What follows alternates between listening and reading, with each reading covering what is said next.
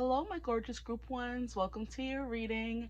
If you found your way here, however you did, you chose a thumbnail, you chose a number, however, welcome to your reading. Today we're going to be getting into where the F is your soulmate? Where the heck is your soulmate? Where the hell is your soulmate? Okay, so I've seen other readers do this, specifically Keynote Tarot, but I never thought to do it myself until I've been obsessed with another song. So of course you're probably most likely going to be watching this after my What Kind of Man Do You Need reading, and that song was inspired by The Man I Need by Olivia Dean. This song is inspired by Where the Hell Is My Husband by Ray, Raye. Okay, so this song has been harassing me the same way Olivia Dean's song has been harassing me, but I love that this song is harassing me because, period, where the hell is my husband? What has taken him so long to find me? Okay, so the song is so good. I love Ray and her music, so I'm like, okay, because this song is stuck in my head as well, let's make it a reading. Okay, so where the hell, where the heck, where the bumbleclot is your soulmate, your husband, your wife, whatever. Okay, today we're going to be getting into where they are, a card about who they are. Okay, what will they say to you, and have you met them yet? Okay, maybe not in that order. I'm just trying to make sure I read everything I wrote down, so don't mind me. Okay, I have to write these things down now because I'm like, I'm not gonna forget, and then I forget. So yeah, let's get into it. We're gonna be using the Hocus Pocus Tarot today because we are still in the midst of spooky season, Halloween. So we're gonna be doing a seance, I guess, of sorts, to figure out where that man is or that person. Okay, I'm also going to be using my little mini Halloween tarot because it just adds a vibe. That's just the cutest thing ever. It gives pure Halloween. This is Halloween. It gives that vibe, okay? Then I'm going to be using the literary oracle here to get some more information about your, soulmate, future spouse, whatever you want to call it, right? And this back is giving Halloween as well. So there you go. You know what? I should have done piles to see, okay, what card represents your person. Forget about it, because it's giving Halloween. A little bit of cute thumbnail. I'm trying to figure out if I should keep doing picture thumbnails or do what every other tarot reader does and do like the back of the cards or whatever thumbnail. Let me know, guys. Help me. And then we're going to be using a new deck to the channel, the Spiritual Meaning of Birds Oracle deck. I was thinking of using it after the spooky season passed, but I'm like, why not? This could be the message from your person. Okay, so that is the lineup of today's reading. Let's put these cards to the side. No, I want these. Let's put these cards to the side and pull a card for who this soulmate is. Let's get a little bit into their energy before we start asking where the heck they at, right? So please, Spirit, tap me into the energy of Group 1 soulmate, whether that be their husband, their wife, their divine soul, okay? Their life partner, whatever you be all looking for out here in these streets. It all means the same thing. The person they're meant to spend the most happiest days of their life with. And some of the saddest too, because that's what happens in life. So please, Spirit, give me a card. Just one would be nice. For who this soulmate is, please, Spirit. One card for who their soulmate is. Who is this soulmate they have been waiting for? That's way too many. Oop, okay, we'll take that. Who is this soulmate, please? Where is there? I mean, who is the soulmate? Sorry. Getting ahead of myself, eh? Come on, give me something. This person could be very private. They don't talk much. They could be very quiet or just reserved. It takes a lot to get them out of their shell or get them to open up to people. Because you see how the cards ain't coming out, and even when they did come out, there was a bunch of them, and then they were faced over, and then when I was like, okay, we're not taking all those, then one card kind of slid to the side. So it's kind of like when you're threatening them, saying, okay, I'm leaving, like, I can't be in a relationship with someone who can't open up, then they kind of give you a little bit of a peek into who they are, like, yeah, whatever, fine, you know what I mean? Okay, no, nothing? See, too many, okay, whatever, we'll take them, because we ain't gonna be here all day shuffling now. So the first card that came out reluctantly is The manifestation. Interesting. Maybe you've been manifesting this person, but they don't want to be manifested. It's funny because I was doing a love reading for a friend the other day. Not the other day, I think a few days ago. I mean, that is the other day, right? And her career reading was talking about love, and then her love reading was talking about nothing, because I'm trying to figure out what's going on, what's happening, what's next in love for her. And the cards were just ghetto card after ghetto card, and usually it doesn't take much for the message to come through in most of my readings. That reading was like blocked to Tarati, and I was like, you know, I'm upset because what's going on here, okay? But eventually we got the message, and I'm like, it's funny how you asked about career and a lover came through in career, which I guess means you should be just focused on your career in hopes of meeting this person. And I was like, this person is solely focused on career. So you have to be solely focused on career in order to lock or cross paths with them. It's as simple as that. If you're focusing on finding love where you usually find love, you're not going to find this person because they're in work mode. They're in hankering down, making some success for themselves. They're in full workaholic mode. So the only way you'll meet them is in full workaholic mode, is the kind of message that came through at the end, okay? So I think your person is the same way. They are very deep in becoming better, becoming richer, doing all these things. They're not actively looking for love where you think or where you usually look for love. They're not at the bars. They're not on dating apps. They're not at dating events, mingling events. They're not networking. They're work, home, work, home. So I don't know how you're going to find this person. You know where they are? They're at work, guys. That's where your soulmate is right now. They're manifesting stuff for themselves. They're in manifestation mode, right? And they said, here, you can have one nickel card that will tell you where I am and what I'm doing. Manifestation. So that's what your person's focused on doing right now, which is why it may be hard for you to meet them, because they're not worried about love right now. They want to work, and they're working on money and themselves, okay, which is great, but it's going to take longer for you guys to, I guess, meet and come together, because you're not going to find them in the usual places, okay? The next card we have here is the Journey. Absolutely. I didn't even look at this card, but they're definitely on a journey. And then we have Obsession. So they're obsessed with the journey, becoming better, becoming richer in some way, shape, or form. Richer in mind, body, and soul. Richer in, you know, physical money and wealth. That kind of thing. They could be focused on getting a house now, settling down.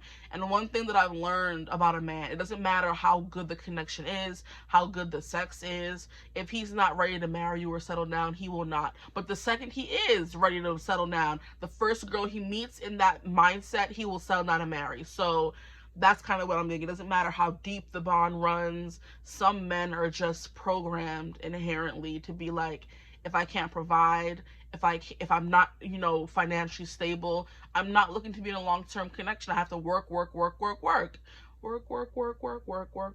mine the whole day through. You know, they're giving little dwarf vibes, you know, where it took not Cinderella, chill, Snow White being forced upon them for them to finally soften and allow someone to take care of them. So this person is in full hermit mode, full crab mode, full leave me alone, the rest of the world, I'm worried about me, myself, and I, right? There are two songs coming through. Ooh, it's just me, myself, and I, solo ride until I die, 'cause I got me for life, okay? And then I'm also hearing me, myself, and I, okay? So those two songs are coming through. Me, Myself, and I by Beyonce. And the other one is, I think, G-Eazy and some girl. Okay, so that's coming through. So this person, where they at? Focus on them. Okay? They're on a journey of manifesting, right? And then we have this obsession here. They're obsessed with manifesting. So we have, who is this? Sacagawea coming through. I do believe she is the Native American lady who helped Lewis and Clark on their expedition. Don't quote me on that. I don't know. Could be, could not be, but I do believe they needed someone to not interpret. I mean, yeah, interpret the languages and help them travel around the world or something. I don't know. I could be wrong. Or maybe Sacagawea helped someone travel the U.S. I don't know. We'll read about it in the book, I guess. And then we have Manifestation, Edna Pontellier. And then we have Captain Ahab, okay?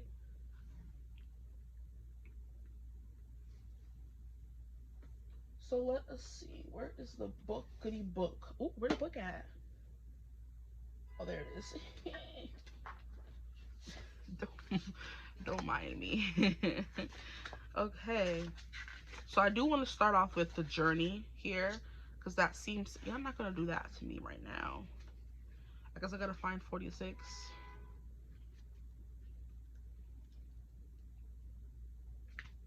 Okay. So 46, not 46. 46, the journey. It represents quest, purpose, adventure.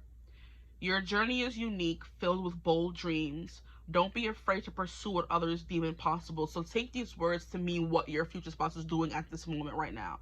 So their journey is unique and it's filled with bold dreams. They're not afraid to pursue what others deem impossible, for it is through your quest that you find meaning and fulfillment. So their career, their purpose is really important to them. Okay? Embrace your journey with passion and idealism, no matter how unconventional it may be. So we have Sacagawea. Yes, the journals of Lewis and Clark. Great. So Meriwether Lewis and William Clark. Sacagawea, a Native American of the Lemhi-Shoshone tribe, had a journey that was in many ways forced upon her. At a young age, Sacagawea was kidnapped by a rival tribe and then sold into marriage. How disgusting. In 1804, she and her husband were hired by the Corps of Discovery to act as guides and interpreters for Lewis and Clark's journey across America. Not only did young Sacagawea give birth to her first child on the grueling trek, but she found her long-lost brother, from whom she had been violently separated years before. So yeah, that's what this person's focused on. It's hot in here. Whew. This person could live somewhere hot. I think they have the heater on. That's probably why, but I'm burning up in here, y'all. This could also mean your person is attractive. I don't freaking know. Take whatever resonates for you, but it could mean they live in a hot climate, okay? So we have Captain Ahab, Moby Dick. Interesting. I should have known from the whale. Herman Melville. Captain Ahab's obsessive pursuit of the white whale becomes an all-consuming force. Yes, look, this person's obsessed with becoming something, making better for themselves.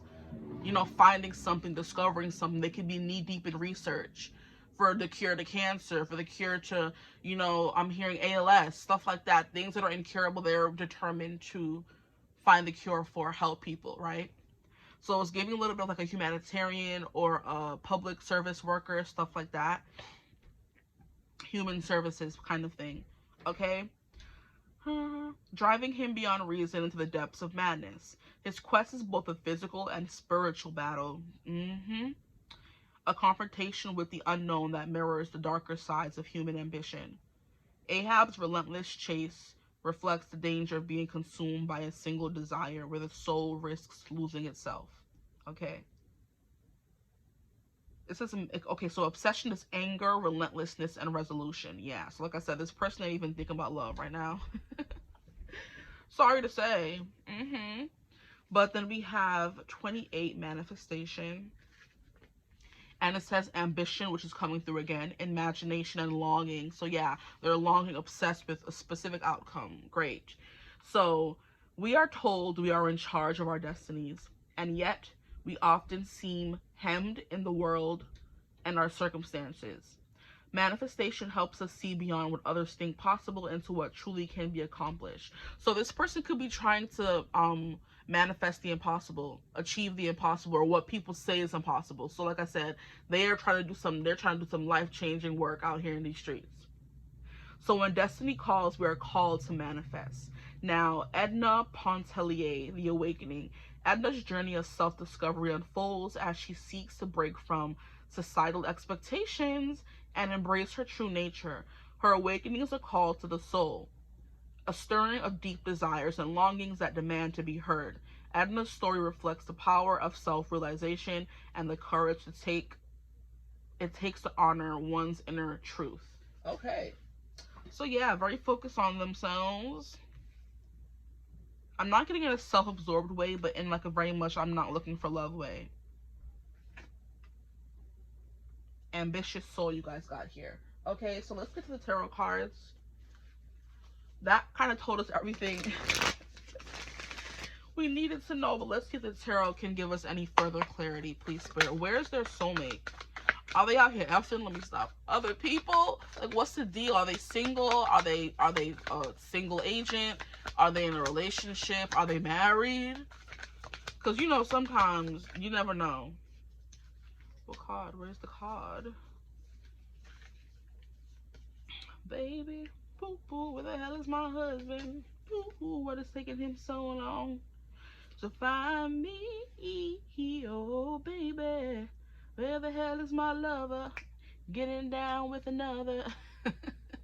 Ooh, that's fun. I can't. Ray is hilarious. I love her music. She is so real, and I love that. Okay, so we have the Five of Lightning, which is the Five of Swords. So there's something here about inner turmoil this person's going through right now. Maybe they don't like who they are and they're trying to change that person. Maybe they're fighting with people around them. Maybe their community is toxic and they're trying to, you know, purge that energy out of their life. This person could literally be traveling as well, you know, so they're not in one place for long enough for you to meet them, right? And like I said, they're not on social media or they're on apps or whatever, so you're not going to be able to find them until the timing is right, which I hate to say. I'm sorry, but it's ghetto, I know. Okay, here we have the Chariot card: movement, travel, ambition, conquering, victory, making decisions right on them in the moment, following your intuition and what your gut tells you to do. The Chariot always gives me war and strategy, and we're fighting for something. And what are we fighting for first and foremost? Then how are we going to get it? How are we going to become the victor of this war we're fighting? Whether it's with ourselves or the world or our jobs or our colleagues or our family, it doesn't matter. This is like, how am I going to one up this person? How am I going to get one over on them kind of energy, okay? That's a Chariot card. So it's kind of like this person could be conquering their emotional setbacks or what's holding them back, essentially, okay? So this person's going through a lot mentally in their mind.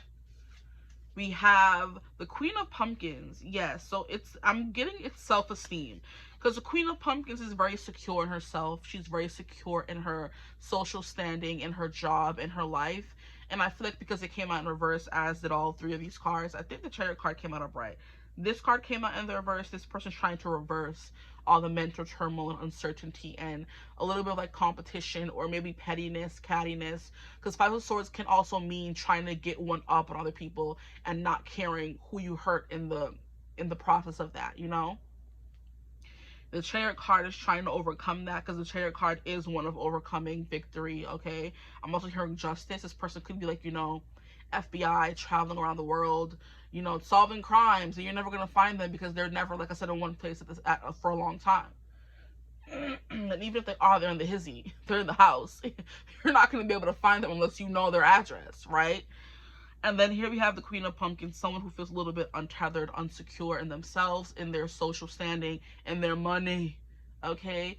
They could be feeling a little bit unsettled at home if they still live with a housemate or a roommate or friends or family. It's kind of like, I need to know who I am. I need to know that I'm able to stand on my own 2 feet kind of energy before I even go looking for love, which is kind of what I was mentioning at the beginning of the reading, where men don't want to settle down until they have everything together.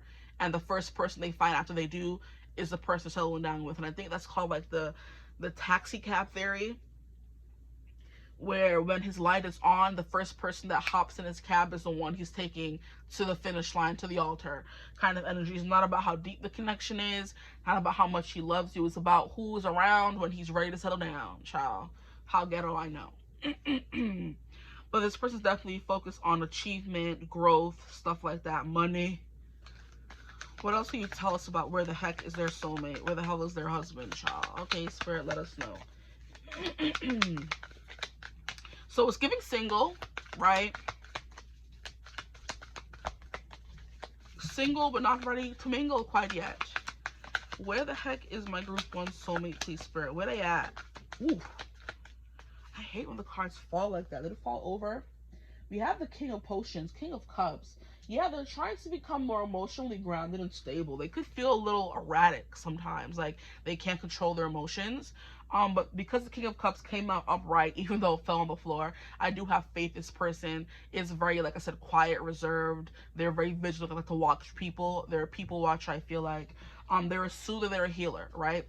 This person could be a spiritual healer, stuff like that. They have a really deep intuition as well.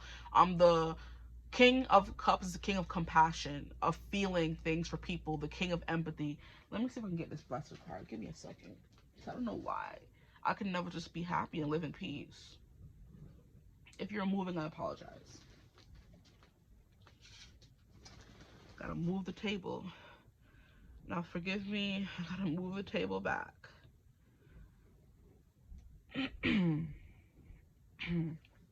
Okay, so King of Cups. So we have a Queen of Pentacles here.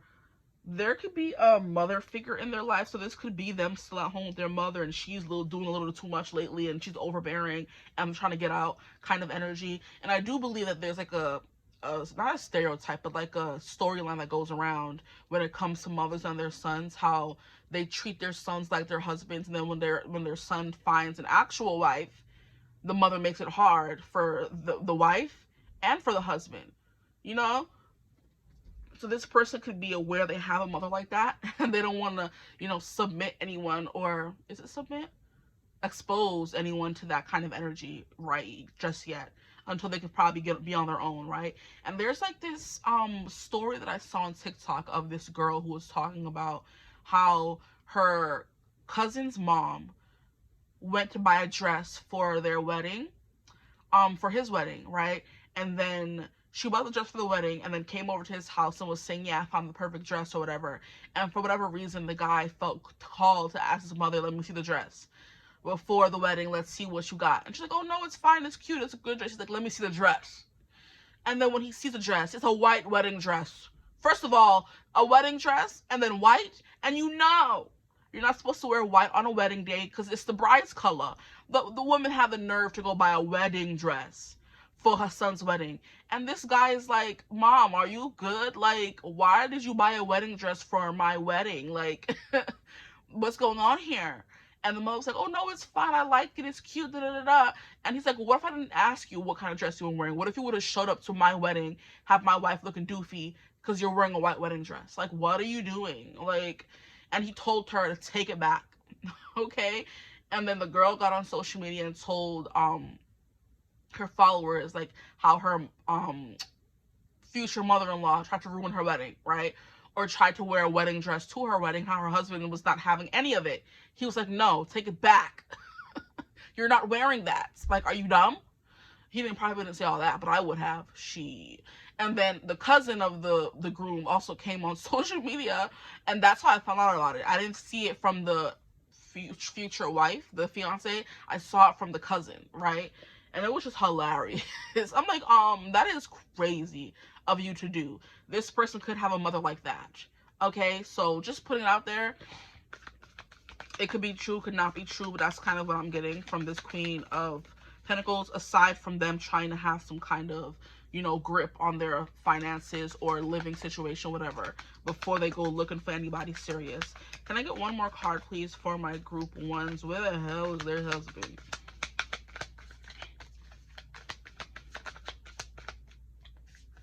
There's a maternal figure. We have the Emperor. Ooh, I love the King of Cups and Emperor vibe, or pair. That together is giving sexy. Hold on. It's giving not even. Sorry, don't mind me. I don't like lopsided cards. Hopefully it's not lopsided anymore, okay? But yeah, that's kind of what this is giving me for real. But like I said, I love the Emperor, King of Cups vibe, because it's giving someone who's emotionally rich and deep, okay? This person will have like a very deep voice, a very, like that kind of lilting, haunting kind of voice to them, or vibe, right? Because here we have this guy, I forget his name, but he's basically the guy that, Winifred sewed his lips shut because he cheated on her with her sister, you know what I mean, which I don't blame her for, right? And then here we have this Emperor fellow coming through, and the Emperor is definitely someone who is steadfast, who's a little bossy, very controlling kind of energy, but this person seeks and demands control. So this is like a very much a person who wants to like tell you what to do, or just be in control of their life. They want to have the final say. They want to have all the say, is kind of what I'm getting here, okay?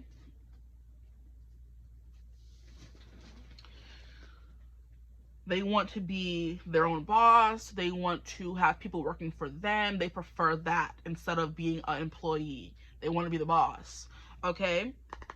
And there were some other cards I fell out. Did I put them back? No, they're still here. We have the Seven of Lightning, and then we have the King of Lightning. Wow. So we have the King of Swords coming through as well. A very masculine fellow you guys have here. They have like a lot of masculine traits, which makes a lot of sense because they are chasing something now. So right now in their life, they're in a very masculine energy. They have a little bit of feminine vibe, but the feminine vibe is coming through as get. The Queen of Pentacles is the queen of the material realm.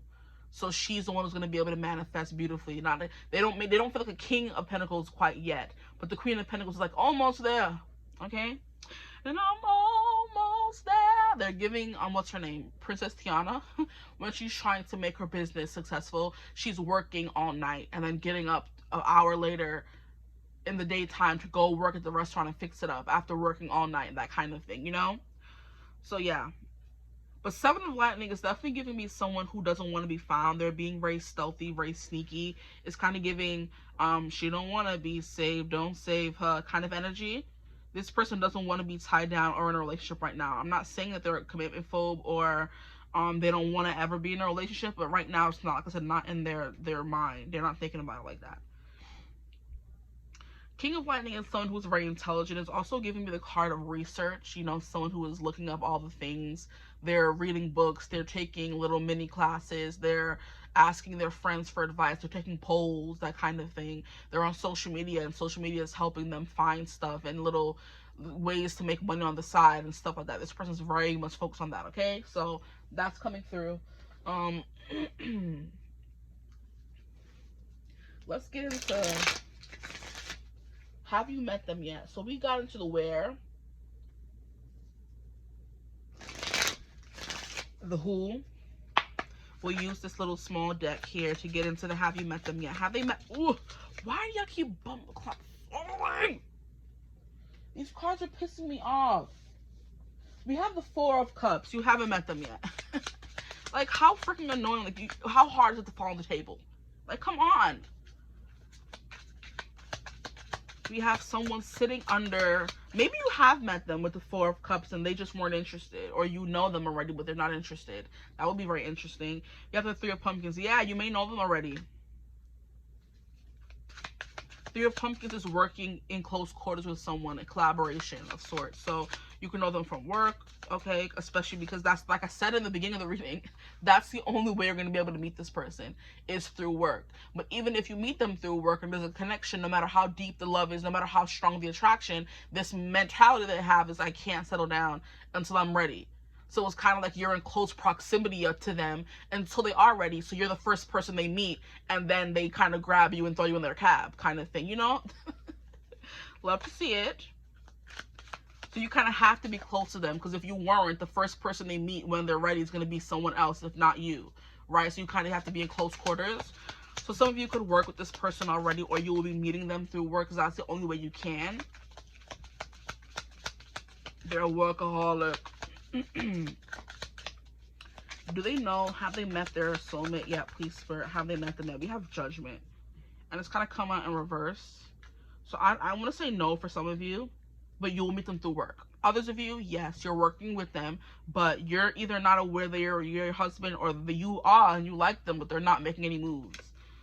And here we have the Eight of Swords. Like, this is like being blinded. Did it come out in reverse though? I don't even know. But the Eight of Swords is a no card, okay? Either way, have you met them yet? No, because they're still all wrapped up in this gauze and in this whatever mummy wrappings that they're not even, like I said, looking. They're very much trapped in a bubble of their own making. Okay, so at the bottom of the deck we have the Fool. So yeah, you haven't met them yet. The Fool's like you first meet someone who's kind of fresh and interesting. Maybe you just met them for some of you. Others of you haven't met them. Others of you have, and you work closely with them. Okay, we're gonna leave it at that. I don't want to get this blasted card. Okay, I'm gonna have to move out again. Give me a second. This probably doesn't bother y'all as much as it bothers me, but I hate to see a shaky camera. Okay. And this table's already rickety as it is. Okay. So 4 of Cups, 3 of Pumpkins, Judgment, and the 8 of Swords. With the Judgment and the Fool card coming through at the bottom of the deck, might as well just take it out, right? I do feel like some of you are just meeting this person or just about to meet them. And at the bottom, you have the Wheel of Fortune. The bottom of that, the Wheel of Fortune. So this person's stuck in the humdrum of everyday life. And look at how he was giving like IT person. He has his pens in his pocket. Okay, it's funny. I just got a glimpse of Felicity Smoke. Is it Felicity Smoke? I keep saying yeah, it's Felicity. I think her name is Felicity Smoke from Arrow. How she worked in the same building as Oliver is his name. Yeah, sorry, I'm blanking today. Sorry, excuse me. Oliver Queen. She worked in the same office as him. They were friends for years before things finally got serious. And he was ready to settle down. For Oliver, it wasn't so much work as it was his vigilante quest he was on to unalive all the people on his dad's list. Okay. He was like, oh, my life is too dangerous to fall in love, and just a bunch of BS, right? That was pissing me off, okay? So basically, he's giving that energy. If you've seen the show Arrow, and you know the dynamic between Felicity and Oliver, you know he was effing. He was a playboy. He wasn't stopping himself from indulging in sex, but he wasn't committing himself to nobody. Okay, he was half still in love with Laurel, right? He was falling in love with Felicity. He was sleeping around like a heifer. Like, don't piss me off, Oliver. He pissed me off. Okay, still love him down though.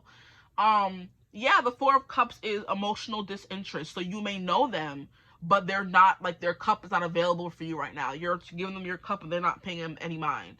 Right? So they're emotionally unavailable, I should say. Physically, maybe you can get a quick, wham, bam, thank you, ma'am, in with them, but it's not going to lead to anything. It's not going to bear any fruit. Okay? Oh, boy, the ghetto. Everyone at random's having a merry good time, and they're just like, oh, no, I'm good. How annoying. They're fuddy-duddy. Fuddy-duddy. Fuddy-duddy. Fuddy-duddy. Okay. But yeah, that's what it's giving me. Felicity Smoke and Oliver Queen. If you know the dynamic, you know the dynamic. But like I said already, she worked in the IT department the whole time. He would come down and ask her for help finding things, finding enemies, and then they became friends on a team, working together. 3 of Pumpkins, exactly. Yeah. And then something happened. There was one season finale where someone was trying to unalive the person he loves, right? And it was Slade. Yes, Slade, Dusty Behind, was trying to find the person he loves the most. And he tried to make it seem like it was Felicity, when it probably really was. You know what I mean? It probably was. He was in love with both them heifers at the time, right? And he was like, he made a whole scene of telling Felicity that he loves her, and then he left her there, and then he went to go meet Slade, thinking that he was going to take Felicity, but he went and took Laurel instead, and whatever the thing may be. But working with them, not realizing you're in love with them, because he was saying, oh, I'm in love with you, and it felt so real in the moment. If you were watching the scene, you know that he actually loved her for real bad, but it was supposed to be for fake, but, But anyway, that was an awakening moment for them. That's when we finally realized, hey, there may be something here, okay? There may be something here that wasn't there before. So y'all are dealing with a beast, an Oliver Queen, a vigilante, someone who doesn't want to fall in love, who my soul is damned, kind of Edward Cullen vibes, And that can be the energy coming through here. But a new beginning is afoot with Judgment and the Fool. There are new beginnings in different ways. And then after that, we have the 8 of Swords. This person holding themselves back from something. So they may have feelings for you. They may like you. But are they ready to settle down? No. Okay. Now, let's get these cards here. There may be something there that wasn't there before. What, mama? Oh, my gosh. She said, I'll tell you when you're older. Like, that's crazy. Let's get some messages from your person. What would they say, or what? Yeah, what would they say, a message from them? We have Jungle Bird. Perseverance, adaptability, calmness. They're telling you to chill out. I'm coming. Just hold on. I'm coming home. What will their person say to them, please, Spirit? To keep looking. Don't give up on love. We have...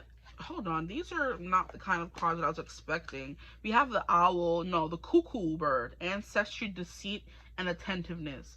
This person could be telling you that who you're with right now is not your real soulmate, is what I just heard. I heard fake twin flame energy. So you could be in a relationship with someone right now and you're thinking that I'm going to be saying, oh, you've met them already, you're with them. No. If you're in a relationship right now, this person is not your future person. Just putting it out there. Sorry to burst any bubbles, child. I apologize. That's what they want to say, though. I'm getting this person isn't giving you as much attention as they should be. If you are single, you need to give yourself more attention. Pour into yourself the way they're pouring into themselves. Okay? I think that'll help you guys meet faster. Because the faster you heal, the faster they can heal and all that jibba jabba. Then we have the yellow wobbler. Joy, celebration, creativity. I do believe leaning into that will help you. Doing things that make you happy. Taking care of yourself. It will help you not miss them so much or crave them so badly. Have fun, live life, travel, fall in love with someone else, you know? Here we have the mockingbird, communication, humor, and reflection. This person wants you to know they have a good sense of humor despite what you heard in this reading. They are quite funny, okay? I'm just hearing someone talk in my ear right now. It's basically what these, I'm like, I don't need the cards, but the cards are giving me keywords to cling to, right? But yeah, I feel like this person is funnier than you give them credit for, or than people give them credit for. They want to say, okay. The mockingbird also gives me someone who is good at making up voices, right? Just last weekend, was it last weekend? Yeah, I met a guy that knows how to do a SpongeBob voice. And I'm like, that's grad. Okay, that's great. But then when we were like talking, he wasn't very talkative. He was very like serious, kind of. And I'm like, but you know how to do a SpongeBob voice? You're singing, when he sang karaoke, he was singing Best Day Ever. He was singing, what is the Steven Universe songs? I'm like, so you are a goof. Why are you being so serious right now? It just takes time for this person to open up. Like I said in the beginning, right? Exactly. Okay, boom. So yeah, Jungle, perseverance, adaptability, calmness. They are a very calm individual. King of Cups will kind of confirm that for them, but they're also in the midst of trying to gain something. Success. Ooh, success. Excuse you. This person has it on their mind, right? Okay. Like I said, they're not being chaste, right? They could be out there doing stuff. They are very adaptable, right? This person could be big into getting into ancestry and stuff like that, or they're just close to their family. And we have the Seven of Swords and Deceit coming through. If you do know this person, they want you to know they're lying about how they feel about you. They are trying to purposely hide it from you, okay? But this person can't wait for the day they get to be with you. Yeah, okay. So I'm going to leave your reading right here. I hope it resonated. If it did, feel free to like, comment, and subscribe. Join the tribe. We love to have you. If you'd ever like to book a personal reading with me, you can always do so using my email in the description box below. Listen to the song "Where the Hell Is My Husband" by Ray. It's great. Okay. But I hope you're having a beautiful, wonderful day whenever you're watching this reading. Hype the reading if you can. Okay. And as always, I love you guys, and I'll see you in the next one. Mwah. Bye. Hello, my gorgeous group 2s. Welcome to your reading. If you chose thumbnail image 2, or you just find your way here, you chose 2, however, you made your way here. Thank you for joining me here. Welcome to my channel. Today, we're going to be getting into where the F is your soulmate, where the hell is your husband, all that good stuff. This reading is inspired by the song "Where the Hell Is My Husband" by Ray. R-A-Y-E. If anyone wants to go listen to the song, it's good, I promise you. It's a newer song. It just came out a few weeks ago, and it's been on my mind for the longest time. I just burst into it whenever I am like just sitting still for too long. So I sometimes take that as spirit is like, here's a reading, here's an idea, hop to it, get to it kind of energy. Your collective wants to know, so get into it, okay? So we're gonna do that. The last reading I did that was inspired by a song was "What Kind of Man Do You Need?" and that was inspired by Olivia Dean's "Man I Need." This song is "Where the Hell Is My Husband?" and we're gonna be getting into "Where the F Is Your Soulmate?" Okay? So I've seen Kino do this reading a lot of times, but I never did it myself, but I'm going to do it this time because the song is harassing me. So we're going to get off my chest, okay? So in today's reading, I'm going to be getting into where they are, who they are, have you met them yet, and what will they say, okay, to you from the energy they're in right now, okay? So let's get into it. We're going to start off with the literary oracle to see who this person is. Shouldn't take too long. We're gonna pull, I want one card, ideally, but I don't always get what I want, so we'll see. I do believe your person is giving me a more open energy than group 1's person. So this person could be not the most open person, but they're not like too private. They're moderate when it comes to their business and their openness. So please, Spirit, my group 2, tap me into my group 2 soulmate, partner, future husband, wife, life partner, whatever, twin flame, soulmate, all that good stuff. Where the heck is this person? Who are they? It's just only 2 cards. I'll take them. Better than 3. We have the innocent, Alice. Interesting. And then we have the leader, King Arthur. These are powerful AF cards. Okay, so your person's giving a little bit regal. They have a presence about them where it's kind of like every room they step into, people can feel a draw to them. They would make a good politician. They would make a good business partner. I mean, yeah, business partner, but businessman, woman, whatever. They would make a great CEO. They would make a good president. That kind of energy. Because I just finished, I'm not finished yet completely, but I'm almost finished with the new Camelot series, the books by Sierra Simone. And in my other reading, I was talking about the Lioness series by Sierra Simone. I read that one first, even though the new Camelot series came first. I had like a bit of spoilers, but the little cameos of the characters were so good I had to go back and read it. And I also love the King Arthur legends, you know. I watched Merlin. I was obsessed with Merlin for the longest time. Hated how it ended. Okay, don't piss me off. We're not gonna talk about this, okay? But I love Merlin, love the King Arthur legends, everything that's fairy tale, fantasy, you know, mythology. I love it. Lore, I'm here for it. So when she came out with these books, I'm like, let me read them. And the funny thing about it is that I've been meant to read the books for a long time. When they first came out, they were recommended to me on Kindle, but I didn't read them because, you know, I didn't have the funds to be frivolously buying books, you know, but now I can. Or at least I want to on this series. So I bought it. I'm almost done. And the main character in the new Camelot series, Ash, Maxton Ashley Colchester. The man, the stuff of legends, I tell you. If I were to meet a man like that, it would be over. It would be over. But anyway, he is the reincarnated person of King Arthur. The woman he loves in the book, Greer, is a reincarnation of Guinevere, right? And then there's Embry, who is the reincarnation of Lancelot. And they're all like a couple situation where they love each other, and there's angst and there's pain and there's so much smut and obsessed. I tell you, if you're into any of that stuff, romance books, smut, thruples, please read the books. I promise you. And then when you read those books, go read the Lioness series after with my man Mark, okay, my girl Isolda, right? And then my man Tristan, okay? If you're into that, right? But the character of Ash is just, he is so like virtuous, he is so honest, so pure, so truly innocent. Exactly. He was a soldier in the war. He didn't believe in like fighting and war, so he became the president of the United States, right, to stop a war. He became president of the United States to make it more affordable, to care for the homeless. Like, he was into mental health. He was also queer. Just a revolutionary, this man in the blasted book, I tell you.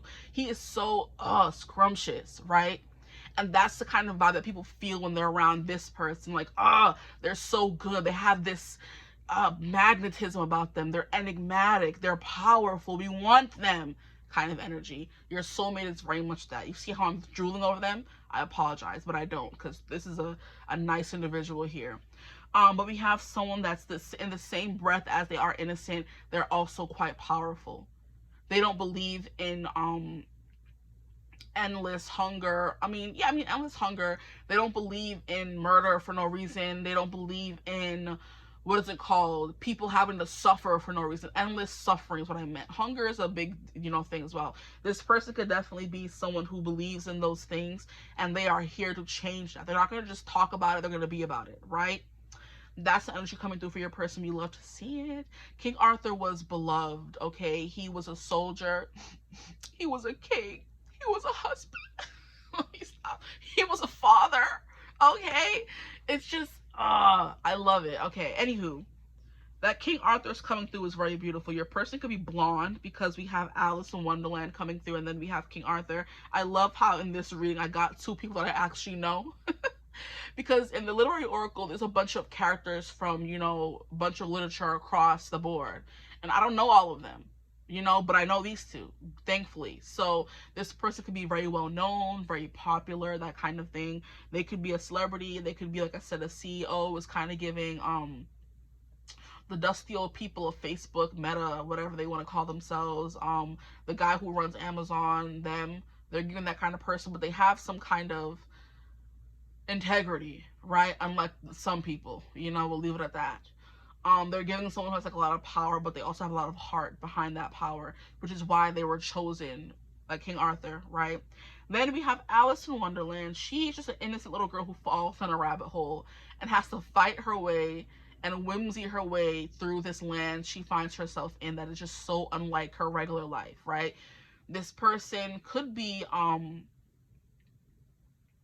reincarnation of one of these souls, you know, a famous, a strong, a pure soul. Because I feel like for people to be born with presence, it has to be something they gained in a past life, in my opinion, right? So people who are just so magnetic, who are just so popular, who everyone just, it feels drawn to them, and they just have an immediate following, they have a past life of being someone who had power in order for them to embody it so well, right?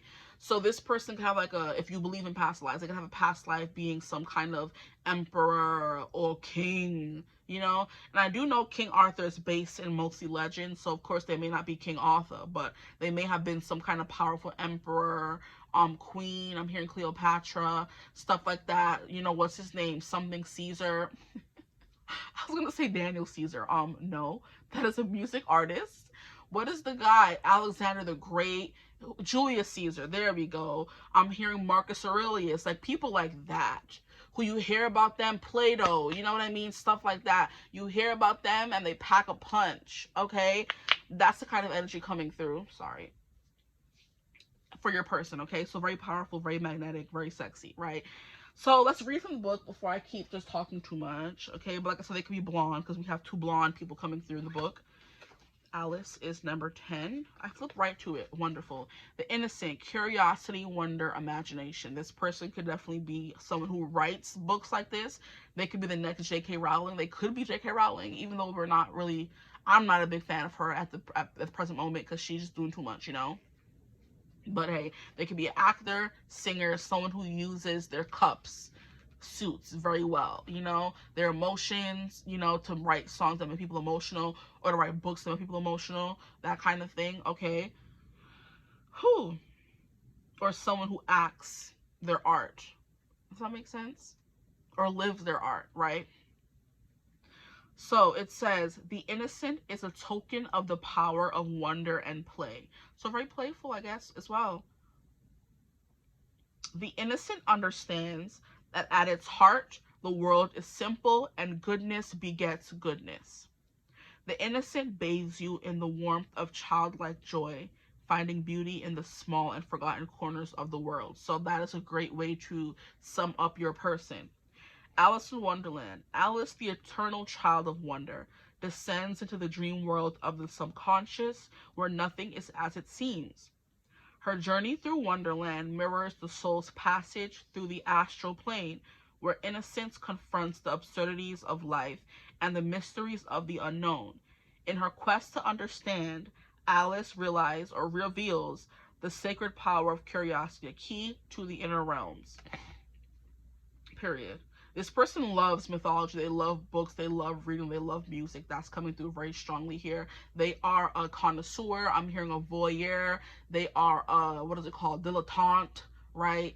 I'm remembering that from my archetypes deck where it's someone who's an amateur in the arts or whatever. We have a hedonist, someone who loves life and art and play and music and stuff like that. Wonder, imagination, creation. Okay. And then we have King Arthur, which is 7.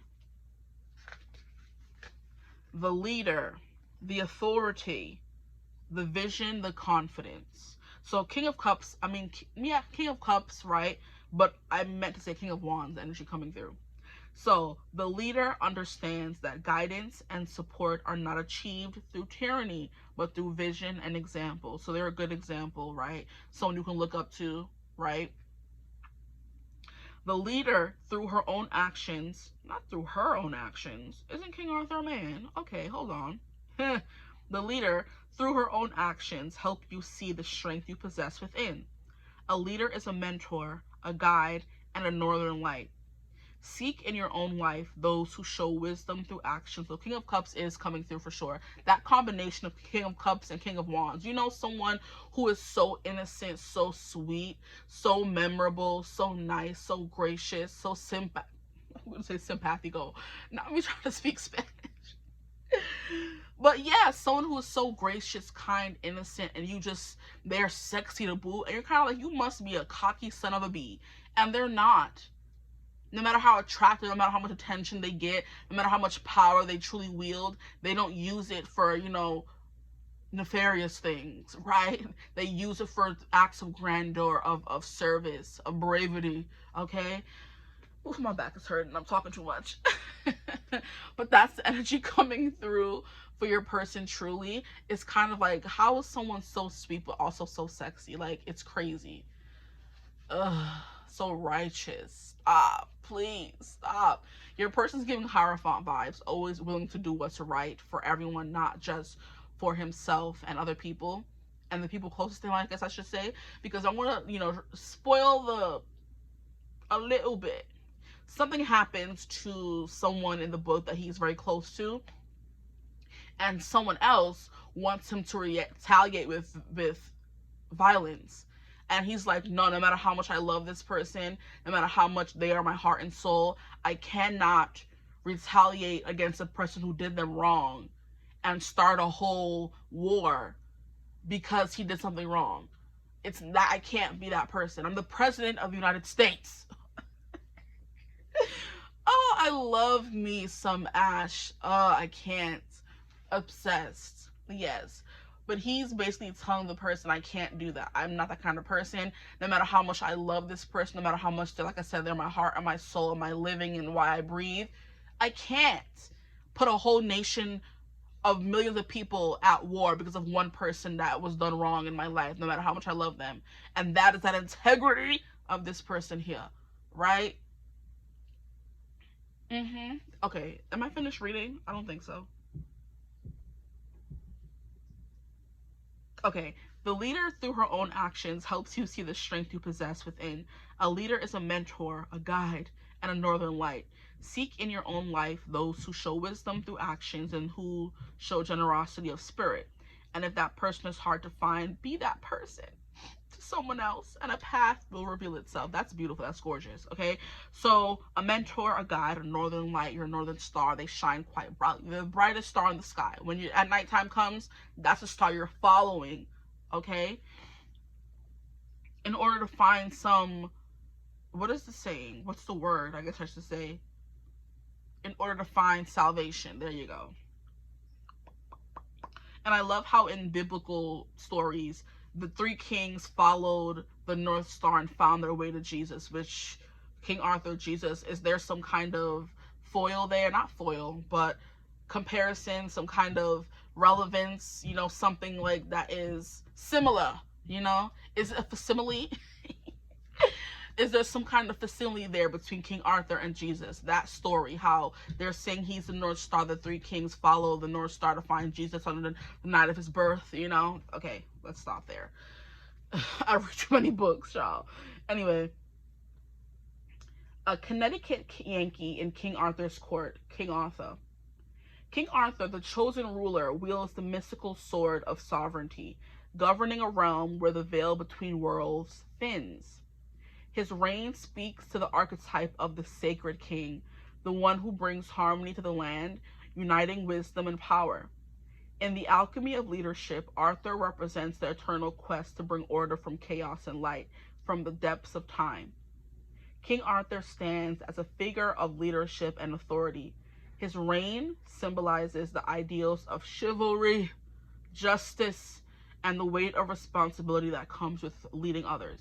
So I love how I was talking about on the sacred king, whatever, and the comparison of Jesus just came through as well. I remember when I was watching the Chronicles of Narnia, I think is the name of it.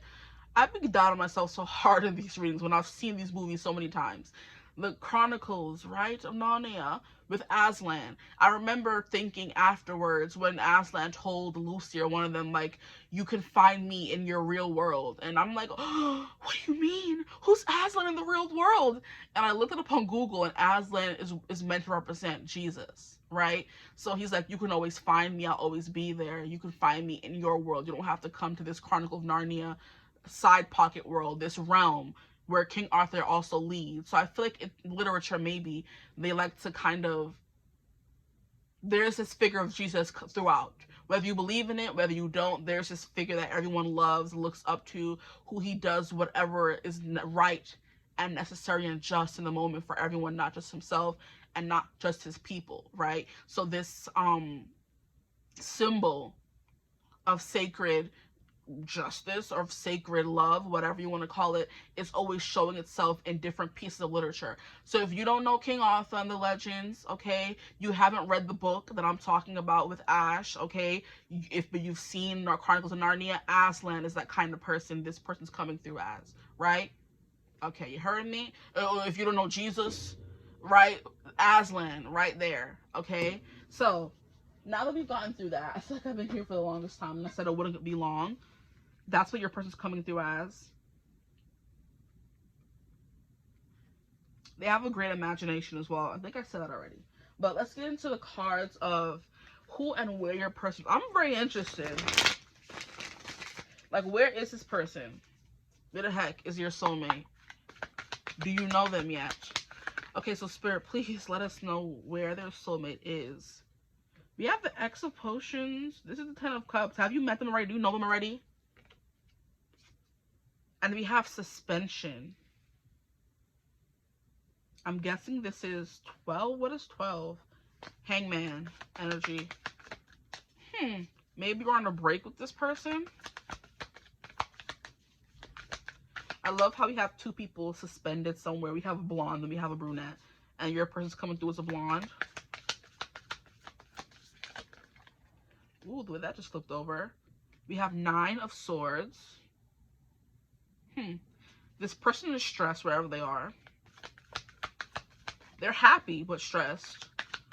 They're also a little stuck with the Hangman coming through. And the Hangman is not always stuck. It's like you know what you're meant to do, but you're not going to do it. Because I remember I was watching some reading long ago, and it always stuck with me how the Hangman, in some depictions of it in the Rider-Waite Tarot or another variation of that Rider-Waite, you know, old back in the day depictions of the cards, he has a key in his hand. And the key that can release the lock he is tied to. But he doesn't choose to do it. He wants to stay there in suspension. So you're on a break. You're taking some time for yourself. You're doing some healing, some rest and rejuvenation. You're doing some astral traveling. That could be something coming through as well, because it did come through in the King Arthur. There's something here about astral traveling. But it's like looking within yourself. You're in this mode of spiritual transcendence is what I just heard as well. So that could be a big thing coming through for your person right now, while they're not like not looking for you. They're also ascending, you know? They're following their truest purpose. So their spiritual path is like a big thing for them right now. Because I love how the Hangman is Pisces energy, and Pisces is 12th house energy, which is you trying to, I'm hearing, transmute all things dark and unjust and hazy. This person could be like going through like a big major overhaul when it comes to, and I'm seeing like matter energy. I know how they say like every so and so years our skin or body regenerates itself, its cells. So your cells, your blood cells, whatever, is always regenerating. I don't know where these little tidbits are coming from. This person could be a science person. They could be trying to do stuff in the science realm, or cloning, you know, creepy stuff like that. Like, not creepy, but stuff that you don't see every day, you know? They're in the lab really cooking up some stuff. Right? And it's things that they have been divinely guided to do. It's not just, oh, they're crazy mad scientist vibes, you know? But some people may think they're a mad scientist, but they're really not. They're very much in their mind in that 12th house. They could be stuck there sometimes. You know, it's giving me an artist who's like stuck in his little cave creating art, and he's ignoring his lover or ignoring his other so-called, which could be to find love. Because they're so deep in like oh, I have to finish this project. I can't do anything else. And so this is done. But that thing may not be done anytime soon. You're going to go without love. You know what I mean? Anyway, let's get back to it. I feel like I'm going off. But that's what the hangman is giving me. Someone who is purposely keeping themselves stuck when they have the answer. They have the key already to find what they want to find. But they just don't want to go after it yet, right? So like purposely keeping themselves stuck. We have the high priestess. Yeah, they know what they're supposed to do. This is quite interesting. So where are they stuck? Stressed. They know what to do, but they think they don't know what to do. It's kind of the vibe that's coming through here. Where the heck is their soulmate, please, Spirit? This person could literally be like, you know, making potions and stuff. This person could be, whatchamacallit. What would you call someone who makes potions? I mean, a witch? Yeah, but I'm thinking of another word. This person could be a witch, a warlock, a root worker. This person could be an alchemist, that kind of stuff. This person could deal like making medicines. It could be an actual doctor, you know. I'm also hearing apothecary, stuff like that. Plants, medicines, herbs, poultices, stuff like that is what's coming through for this person. So it's kind of like, I just keep hearing root worker. I'm getting a madam, what is that lady's name from Princess and the Frog? Her name is not fully coming through, but this person's giving a little bit of that. Someone who literally, and doesn't she seclude herself in this swamp where no one can find her unless you risk a lot of stuff to get to her? Yeah, absolutely. Actually, my phone is right here. I can look it up. Baby, ooh, ooh, where the hell is my husband? Ooh, ooh, what is taking him so long to find me? Oh, baby, where is my lover? Getting down with another. This song is so catchy. The cast. Okay, can you show me the cast? Like, stop playing in my face.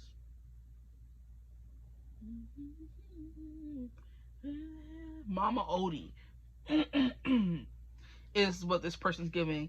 They are in their shack, making all these potions, minding their business, deep in the heart of the swamp kind of energy. It's giving Mother Willow, that only certain people can find and talk to. Not everybody has access to that kind of soul wisdom this person has.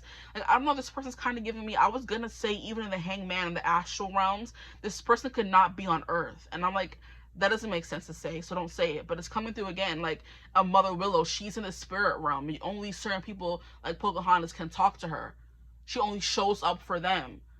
You know, only a specific person, King Arthur, could pull the sword out of the stone. You know what I mean? Interesting. Okay.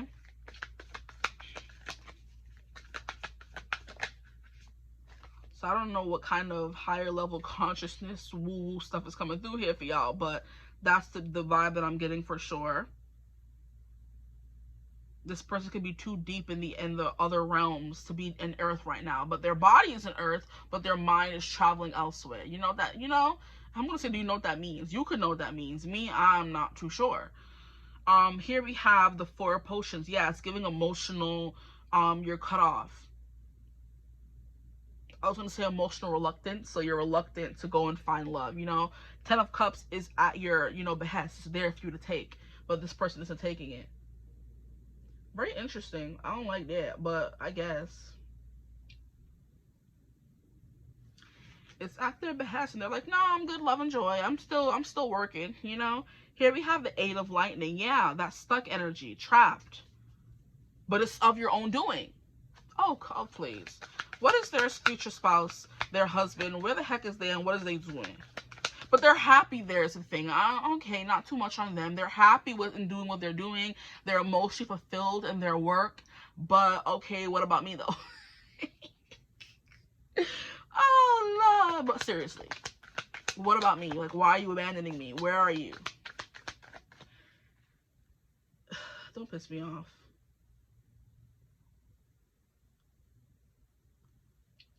I feel called to look up specific lyrics from the song, so give me a second.